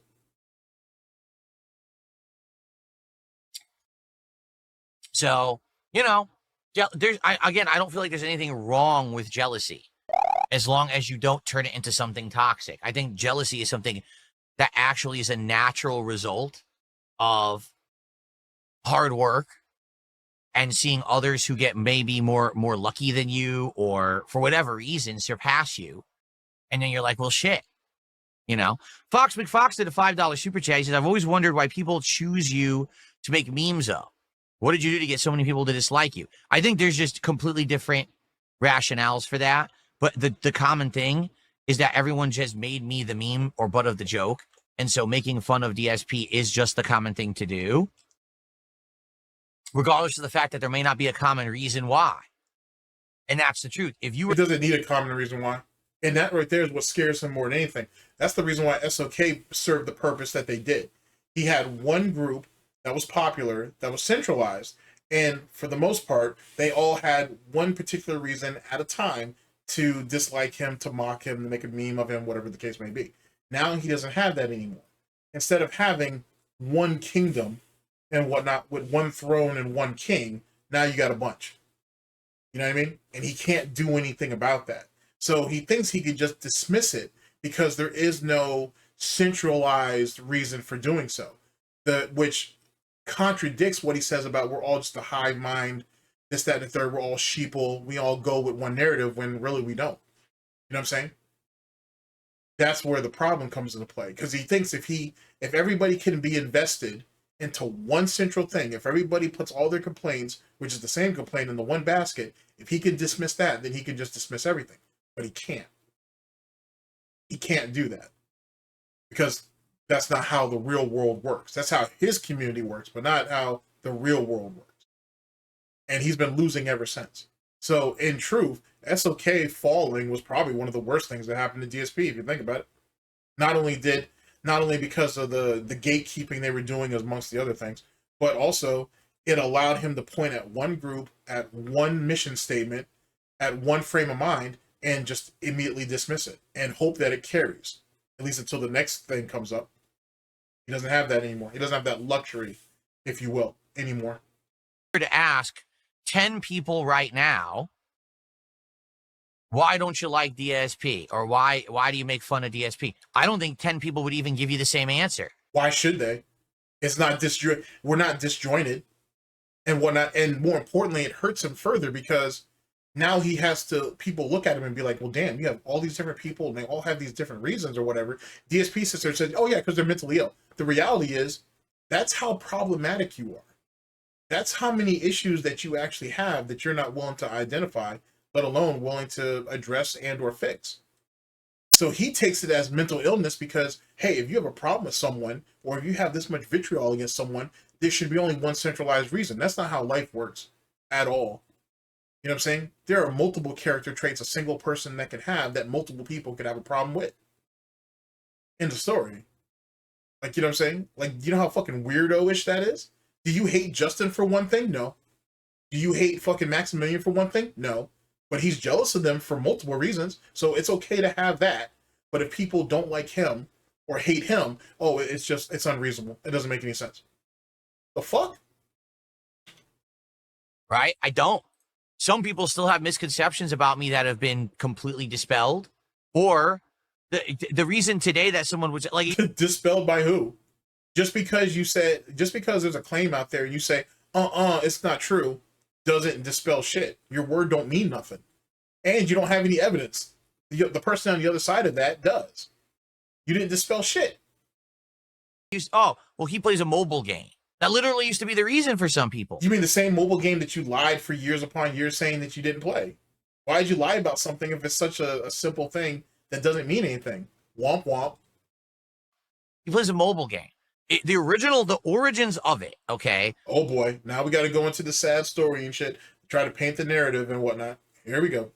Were that in around 2010, 2011, that's when this started. I was very popular on YouTube. Okay, I was one of the top gaming YouTubers for like 3-4 years in a row. I was at the top of the pack. I had more views than most. And that's really not even true, because if you break it down to just like individual games, right?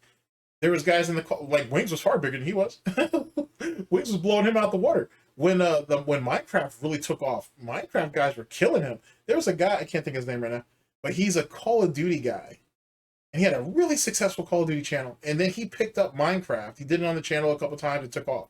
He decided, instead of having both games on the same channel, he decided to migrate, and he just created a whole new channel from scratch and built that up. That channel is bigger than his Call of Duty channel now, after so many years. Like, he's made tens of millions of dollars off of that Minecraft channel. Like, he almost thought about giving up Call of Duty for a while, but he said that he needed the variety and shit. You know what I'm saying?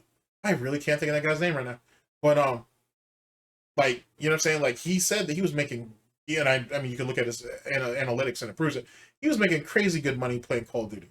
Like, Minecraft, it was just a nice little side thing to do, right? He never knew it was going to blow up the way it did. He had no clue that he would, or his channel at the very least, would do as well as it did. Like, you know what I'm saying? Like, insane shit, bro. Insane shit. And then when he opened up his first Minecraft server, because I think at his peak, he had like 10 of them going. All of them were, like, people were paying crazy money to get to those damn things. You know what I'm saying? Like, I mean, I think he only had, I can't remember how much it was like $5 to get in, $10 to get in, whatever. But people would donate just so, you know, they could get further upgrades or mods or whatever he was doing to those servers at that time. It was silly how much money he made off that shit. But he came through on everything he said. Everything he said that he would do, he did. You know what I'm saying? He came through with it. And that was, I think, the real reason why people supported him. It's not what he said he was going to do. It's the fact that he came through with it at a time where, excuse me, you had a lot of people making promises, doing giveaways and not coming through on those giveaways and such and such, such and such. And, you know, it was hard even back then to have faith in people. You know what I'm saying?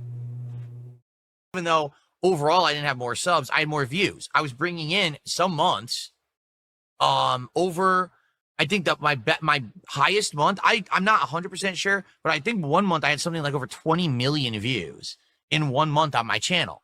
And again, I'm a one-man show. This is not a team, a corporation, a group of people editing and everything. It's one guy bringing in 20 million views.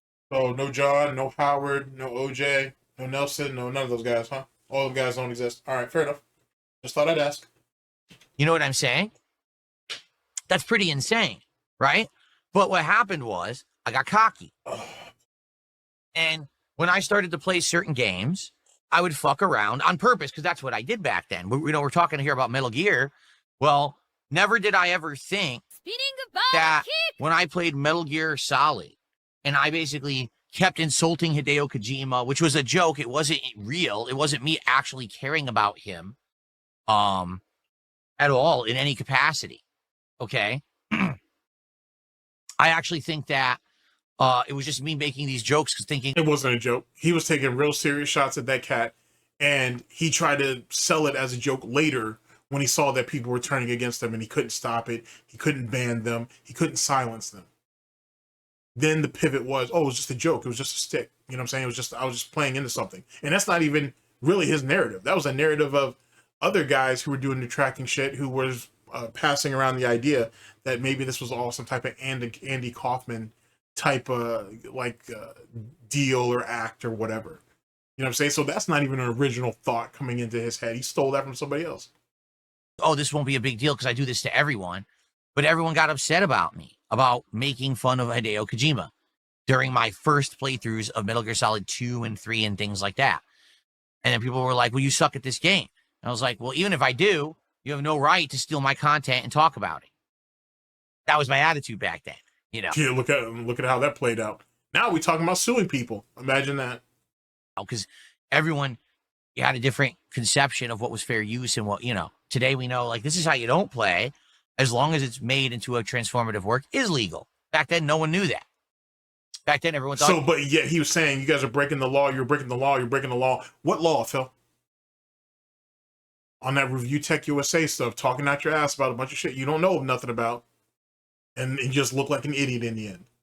So you ain't got all those people deplatformed, or you tried to anyway. You got all those channels taken down, you had all those videos taken down over nothing. And now that you can't do anything about it, now, oh, well, I guess it's okay. Fucking lame. You're just stealing content, you know? It was a very different time.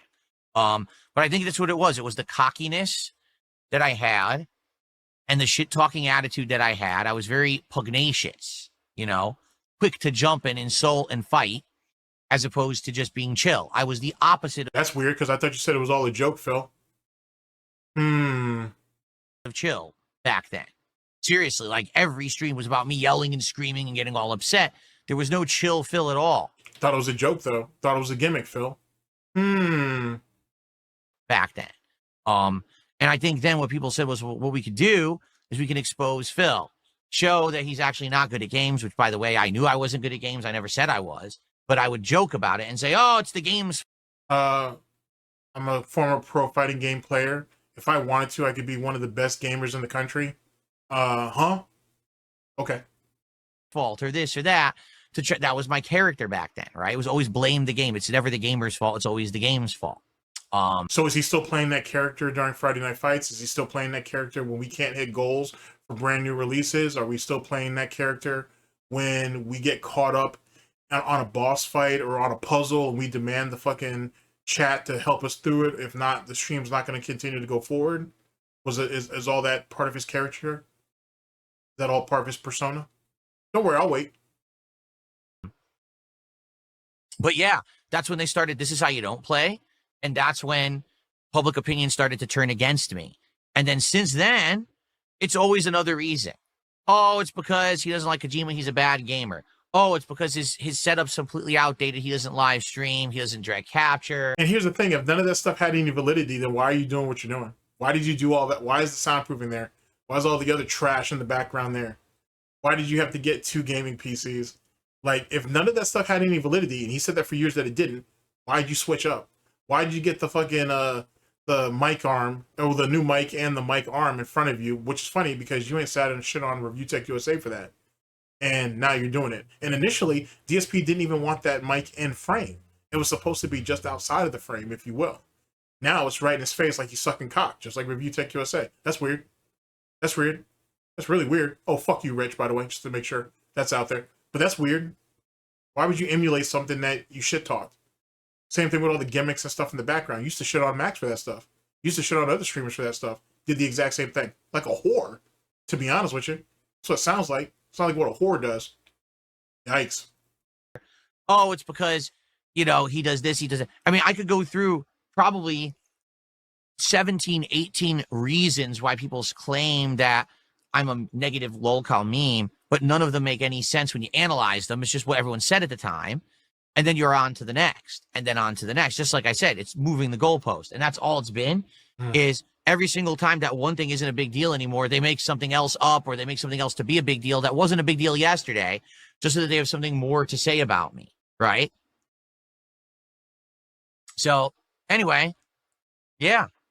Fox did another $2 super chat. Do you think it's the way you treat people? See, here's the thing. You can argue. He doesn't look at any of you guys as people. So that's why he can justify doing what he does. And that's really, it's kind of the sad thing, but I don't give a fuck about a dent. But that's really kind of the sad thing, is he don't actually look at them as people. And that's why he feels justified treating you the way he treats you. Review Tech is like that too. Keemstar is like that too, if you're paying attention to Lolcow Live. There's a very dehumanizing thing that comes out of that. And honestly, I don't know if it's necessarily everybody who gives people money who does that shit, but it seems like they all those people want you to contribute to the content, but the people who do just get treated poorly for no damn reason, and no one seems to have a reason why for it. Seems really weird. That maybe I've treated some people badly, but you know, those people are not the public. I never treated the public. What the hell does that mean? What the fuck does that mean? Oh, I treated people badly, but those people aren't the public, so they're not people, is what you're saying. What? All right, let's let that continue, and then I'll bring it all back. You know how I do. public badly. I was never someone who went out there and did political content or religious content The fuck's or that said got to do with insanely anything? over the top risque things. That was never me. Oh, so wait. So, hey, I called LTG the N-word, but you can't say that I'm racist because I didn't call every other black person out there the N-word, just him. What? That's okay. Okay. Okay. There are people you can say, well, they acted badly. They're constantly going out there and they're saying horrible things about certain groups and this and that. That's not me, ever. That doesn't justify, that doesn't change anything. Oh, if you went ahead and said that this chick's a slut, you know what I'm saying? You can't sit there and say, oh, I hate women. You know what I'm saying? Or you can't say that, oh, I've never been rude or abusive to women. Just like how Wing says, oh, well, you know, what I did, well, I think the new gimmick now is he's saying that the thing with Kelly was part of a bit for lolcow. It doesn't matter. You abused your wife. You abuse women. End story. It only takes one. So there you go.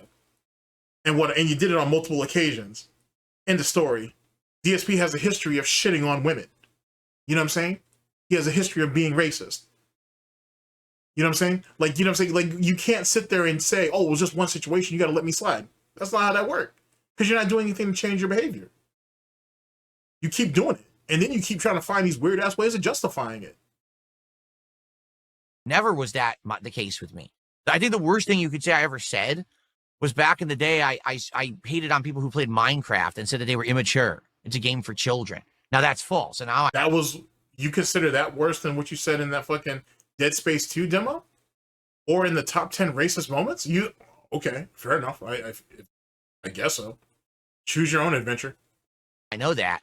But that's the kind of dumb shit I would say. It was always about gaming and stuff like that. I never really said offensive things. I never really said. Either you did or you didn't.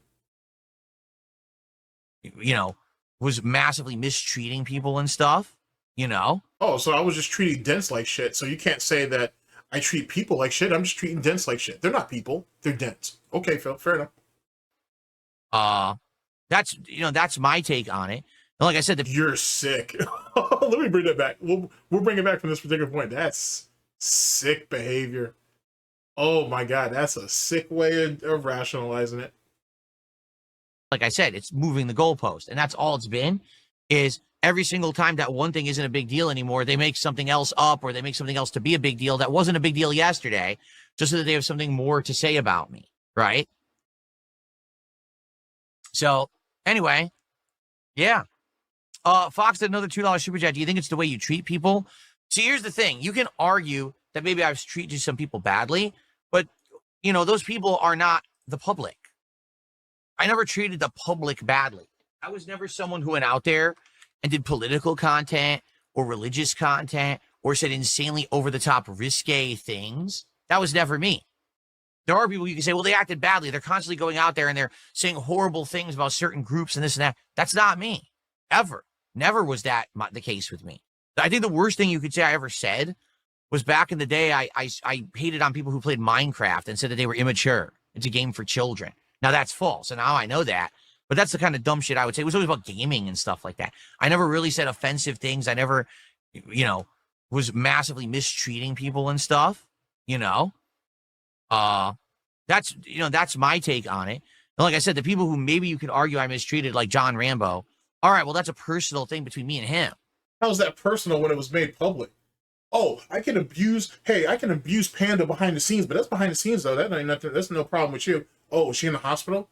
Oh, does she have a black eye? Oh, is she saying that I abused her and shit, and she has actual proof doing that? Well, that was a personal matter, though. That don't mean anything. Was I beating up fucking what's her name? What was her name? Gamer Nicole, I think her name was. Was I abusing her? You know what I'm saying? Is she running around here saying that she has any bruising and shit on her or whatever? So you can't accuse me for anything, bro. That's on my personal time. However I try to treat my bitch is however I try to treat my bitch. That ain't none of your problems. That ain't none of your business. The fuck are you talking about? Phil, the moment that shit was made public, it's a reflection of who you are. And you yourself have talked about that shit. Oh boy, that's wild, son. That's wild, son. Oh man. Yeah, I treated John Ramber badly. Yeah, I talk badly about him in public and shit, but he my bitch. So what I do to him is what I do to him. Don't worry about that shit. I do what I want. So don't worry about that. So when you made that video talking about Project 7 and you said you guys were praising John and his performance, but I wrote that script. I was the one who made those jokes. Then come to find out all three of them actually did it. It was a collaboration type situation. Semantics. But I wrote that joke. So why are you guys praising John when I wrote it? Okay, fair enough, Phil. Sick little monkey. That's not, why would the public be angry at me because I had a falling out with my friend and coworker, right? That you treated like shit, and then you showed a pattern of doing it to other people later. Dun, dun, dun. Wow. Wow. Remember, Phil, the snakening? King Snake, Snake Eater. Remember that thing about Howard? Oh, I never liked Howard. Howard was just an associate. I just kept him around. You know what I'm saying? We were never really friends. But then you guilt-tripped him to go out there and play games with you right before you moved and shit. And if he didn't show up, you guys were never really friends. But that's none of y'all business, though, how I treat people in my private life. That's not a reflection on what I may do or what I might, well, what I may do or what I might do to other people later on down the line. Make it make sense, ladies and gentlemen. Make it make sense. I don't know. But again, it's just nonsense, you know. Cope sip. Like I said, ladies and gentlemen, utilitarianism. If you don't serve a purpose, you just in the way. You just in the way. If you're not useful, you're nothing. You're hearing it right out of the pig's mouth. Or a pig's snout. It's just utter nonsense. There never really is again, if there really was one focal point reason why people don't like me, everyone would be able to say it right now. But they can't. Literally, everyone will say something different. Oh, well, I don't like that he took money. And actually, now that I think about it, that's a fantastic cope to try to distance himself from the John and Howard response. I'm not sure if y'all caught that, but that's hilarious how he tried to use that shit as cope and as cover to absolve himself from what happened with the John and Howard situation. That's hilarious. You ain't slick. He played on mobile games. Oh, I don't like that he played games poorly. I don't like that he insulted Hideo Kojima. I don't like that he begs for money. I don't like that. So there's no consensus. You just don't like me because people don't like me. And that's the case. People don't like DSP because it's a known thing that you're supposed to not like DSP. So he's literally trying to speak away or talk away any of the reasons why people don't like him and just say, you guys just don't like me because you don't like me. Because what? It's profitable, Phil? Because it's popular? Because it's pervasive? Not that there's any legitimacy to any of the claims that are made against you. Some of them that you've acknowledged yourself, you've tried to explain it away, but still. Wow, that's sick. People try to say that he'd make a good politician. I may have even co-signed that myself, but he'd have gotten ousted sooner than later if that even happened. He's not smart enough to, and he's not likable enough to have people look past his faults and look at what he could do. Because obviously DSP don't do shit for anybody. But and actually have people buy into what he could do. He's not capable of doing that. Absolutely amazing nonetheless, though. Get it? Like, it's hip. It's cool. That's the meme. You're in on it if you don't like DSP. Okay? That's the answer. There isn't actually a real reason. That's until Moist Critical came around and you were like, yes, sir, Moist, and you got on your hands and knees and got real moist for him. Probably more so than your wife's been in a while. You didn't mind doing that then. You didn't mind doing that for, you know what I'm saying, our engineer. Sorry. Sorry, that already got spelled. You didn't mind doing that for, or trying to do that with Mutahar and shit. You know what I'm saying? Back when, you know, everybody thought he was an engineer. Anywho, that was tragic. That's a thing. How about that? God damn, dude. It's amazing the people who've come into contact with him, bro. Like I said, ladies and gentlemen, I don't know what's worse. That Sonichu medallion or being exposed to Darksydephil's Gout. I'm not sure which one it is, but I feel like they're both nuclear at this point. Holy shit. And for Mutahar in particular, he's been exposed to both. So that's really tells you something. Yikes. You the Nation did a $10 super chat. That's our biggest of the week so far. Haters gonna hate. I say screw them. The Philomaniacs are here to stay. You're the master of your own destiny. Get out there and finish the story. Cody Rhodes music plays. Oh, trust me, that's exactly what I'm doing. I don't care about any of this stuff. Yeah, sure you don't. Beaten down old man who lives his entire life online, only to have that very online environment completely either hate him, dislike him, meme on him, or disregard him. Yeah, that sounds like a real healthy existence, I'll tell you that. I'm not saying that you can go through life. I'm not saying you can't go through life without people liking you or even not liking you, and whatever. Make of that what you will. Choose your own adventure. But Jesus Christ, being online under those circumstances, not very good. Not a very good circumstance. I love it when someone will come on the stream and say, "Did you hear what this person said about you today?" No, I don't care. Why Yeah, he did. He heard about it in advance. would I? I'm happy. I'm healthy. I'm having a great time. You're happy? Yeah, you look real happy. Healthy? I don't know about all that. I don't know if that's really a thing, but okay. I'm successful. Why do I give it? We're successful? Okay, yes. Where's the trappings of success at, Phil? Is your background supposed to express to me 17 years, 18 years, whatever the fuck it is, of you persevering? Is that what that is? Because I don't know. That seems like something that could be gathered up in a weekend and shit, and an open line with Amazon. Doesn't seem like much, if you ask me. Whatever. Like, can you tell me the sentimental value of any of that shit? Any value it holds? Most people don't even believe, this is really funny, most people don't even believe that the YouTube play button that he has is even real. It is real, but it's outdated. You know what I'm saying? They don't make those anything like that anymore. And but some people will actually think it's fake. Like he got it from Etsy or something. Now, just for the record, for those of you who know, you know, it's not fake. It's real. It's just YouTube play buttons don't look like that anymore. He's literally a dinosaur displaying the fossils and whatnot of other shit. That's wild to me, especially since you have older YouTubers who have asked or requested for an updated YouTube button and they got it. Now, I didn't even know YouTube does that. They probably don't do it for everybody, but it's a chance that it's something you could ask for. Makes you think. Shit what some other idiot said on the internet about me, right?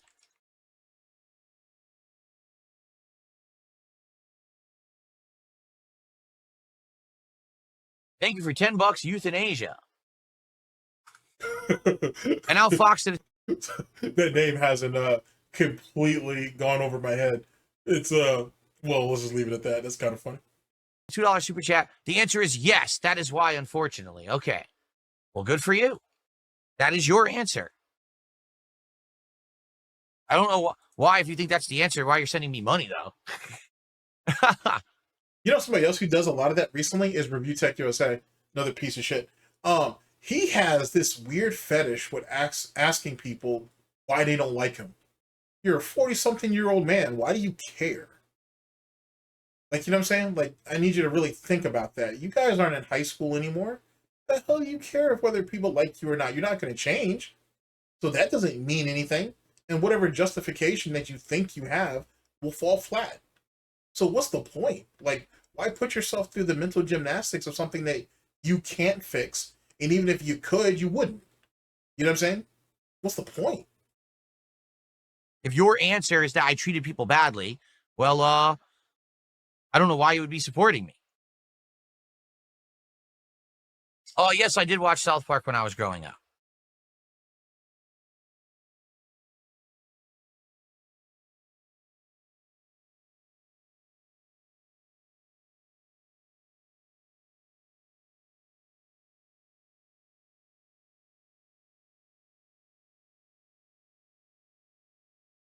How is Jasper doing? He's good. Jasper's good. He's having a good time. He likes how cool it is in the house because we have the air conditioning on. And, you know. That's funny, because in those DMs with a PPP, or Triple P as I like to call them, I thought we had like a regular pet cemetery going on over there in the Brunel Fort, or the Snort Fort, I should say. I thought that was an actual thing. Well, if Jasper's last kitty standing, I guess that means something. Actually, he's been doing a good job of spotting spiders because we are entering spider season here in Washington. Maybe if you clean your fucking house, you wouldn't have that problem. Roaches, ants, spiders. I mean, I guess the spiders really have a use, but maybe if you clean your fucking house and shit on a regular basis, you could mitigate some of that. It's always late summer and early fall. spider season. What I mean by that is the spiders are out and about. You will find a lot of spiders around, even inside your house. And listen, I don't care about a spider outside of the house, but if you don't control the spider problem in the house, you'll end up with a ton of spiders going everywhere. So he sees the spiders and he tries to hunt them, or he'll alert us to them so we can get them. And he's been doing a lot of that just last night. We're laying in bed, we're going to sleep, and Jasper, all of a sudden, his eyes get wide and he starts. Does nobody know how to dust or vacuum in that home? Like, I don't understand. Like, you know, the amount of insect problems DSP has had even before Panda left is kind of insane. It's just kind of insane. Well, I would say it really became a problem, or DSP really came bitched about it after she left. But still, like, can you guys not vacuum dust? Like, is that not a thing? The fuck? Looking up at the ceiling. I said, Jasper, what are you doing? What's wrong? I thought maybe he saw a shadow or like a light or something. And then I looked up, there's a spider. He got him. He saw him. Good for you. Nice spider spotting. What kind of spiders? We have the wolf spiders here. They're wolf spiders everywhere, Phil. What the fuck? They're black spiders.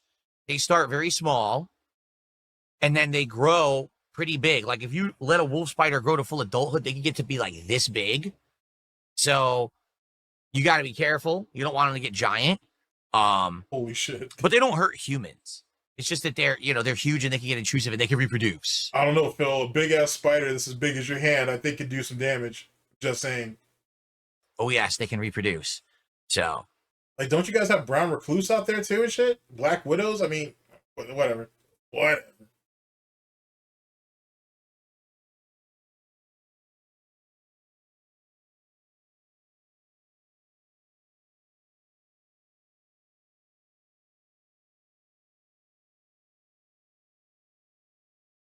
What's up, Game Boy? Good to see you today. How's it going this afternoon? Welcome to the stream.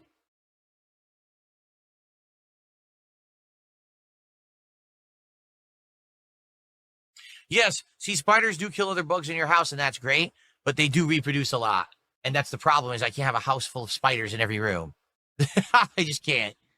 Maybe yet again, if we clean the house, maybe that we could help mitigate that, but I guess that's not a thing. And for the record, I guess that useless bitch who's like 400 plus pounds and shit can't make it from room to room to room and shit without suffering the damn near triple bypass or some shit. What the fuck, Phil? God damn, dude. Just useless at everything. Like, if Cat can't pick up the rest of the weight, no pun intended, you should be helping her doing that shit. It's part of being a married couple. But if she's just the roommate, if you guys just have an arrangement, then that's why we're at where we're at, apparently. Cat is afraid of spiders. She does not like spiders. So.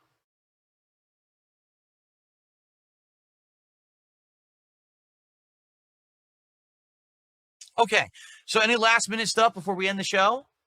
Today was just a more general show, getting back into the swing of things. And talking about, like, so here's the thing. Number one, we now know the next DSP Tries It is a flight of international beers taste test that will be on a late stream rather than an early stream. We're going to do this at 30 goals hit. So let's get that momentum going. I would like to do it at the latest Thursday night. So that way Friday we can focus on the Mega Man Marathon. We will not be doing DSP Tries It, Flight of Beers during the Mega Man Marathon. That's going to be a separate event. Okay.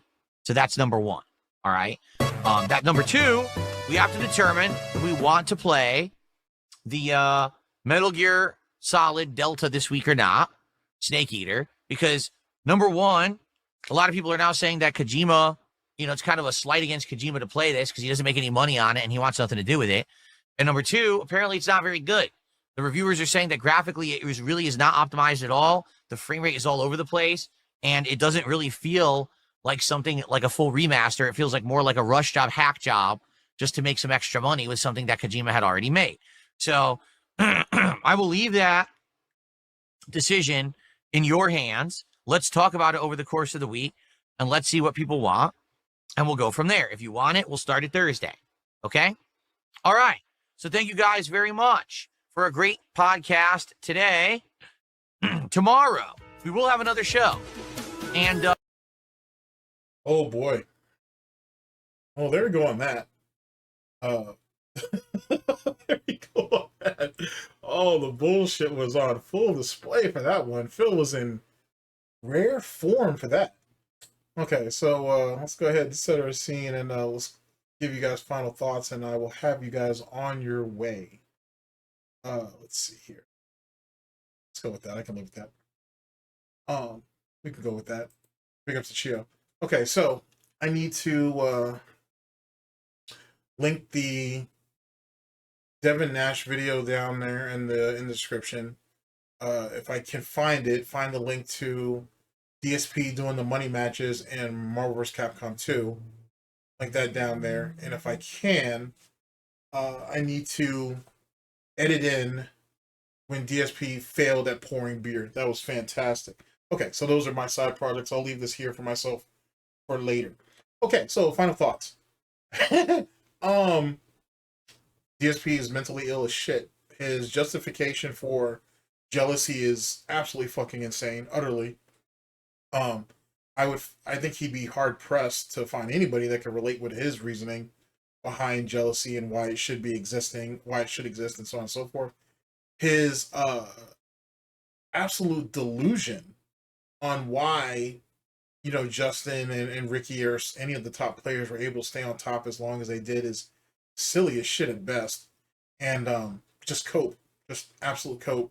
The nonsense about YouTube, him being jealous of other YouTubers and this, like that, and this, that, and the third. Yet again, more jealousy, or more cope, I should say. To be honest with you, just wild, just wild how he would go with that. The whole thing about oh, people, you know, if I treat people poorly, well, those are, you know, that's not the public. I didn't treat the public poorly. I didn't treat the masses poorly. It was just this one person. So you guys should just let that go. That shouldn't mean anything. You know, am I treating you guys badly or whatever? I'm just treating one of you guys badly. What do you care about about them? You're doing all right, which is actually a very telling aspect of DSP's personality, and more importantly, maybe his psychopathy and how he thinks. You can isolate a single person and treat them like shit, be racist to them, whatever. But as long as you're not doing it to the rest of the demographic, it should be okay. So, you know, basically what he's saying is worry about yourself and don't worry about how I treat this person. Not coming to the realization that you may be victimized next. You may be outed next. You may get fucked over next. So very, very interesting thought process there. So I'm glad he went head first into that nonsense. Interesting stuff, ladies and gentlemen. I think honestly, it proves that DSP is not a person. He's not. He's a lolcow for a reason. Lolcows aren't people, and you treating them as such or trying to humanize them is a fool's errand. You're never going to get anywhere with that and whatnot. So, and I think DSP is a shining example of it. You know what I'm saying? In that he doesn't value people whatsoever. You're disposable. You know what I'm saying? As disposable as he thinks people treat him, it's how he treats you. And he does it innately. He doesn't feel bad. He doesn't have any empathy or sympathy about it. You know what I'm saying? If one of his dents dies tomorrow, do you really think he gave a fuck when Super Blind Man died? No. You know what I'm saying? I think Seidel is still alive and whatnot. Shouts out to Milf and Cookies. I love you, baby. But you think if Seidel fell over tomorrow and shit and couldn't get back up, you think he'd give a shit? No. You think the same thing about not Derek? I mean, he might actually shed a tear for Derek. But if what's his name? Jaden, if he fucking died tomorrow, you think he'd really give a shit? No. I mean, you don't value people. You don't value anybody. You know what I'm saying? He does for himself. He lives for himself. He prays to himself, for himself. He doesn't give a fuck about other people. It's a waste of time to him. You know what I'm saying? You're only as good as your last donation, and even then, that's not enough. And he'll downplay that just to get someone else to do more. You know what I'm saying? So, anywho, ladies and gentlemen, thank you very much for listening in. I very much appreciate it, and I'll catch you guys for the next one of these, whenever that may be. Hopefully sooner than later. Holy shit. Ladies and gentlemen, this has been the Snort Report, and this has been DSP News. Always late, never breaking, unreliable coverage that you can't count on. Oh yes! A GTG Network and Productions for Tim Snorton's Hard Snorts Gin and Tonic, and SnortBucks Coffee Company, the best beverage company ever, and all of our other subsidiaries and affiliates. I've been your host / anchor GTG, and I'm signing off. Wow. Fucking head case. Absolute fucking head case. Take care of yourselves, people. Later.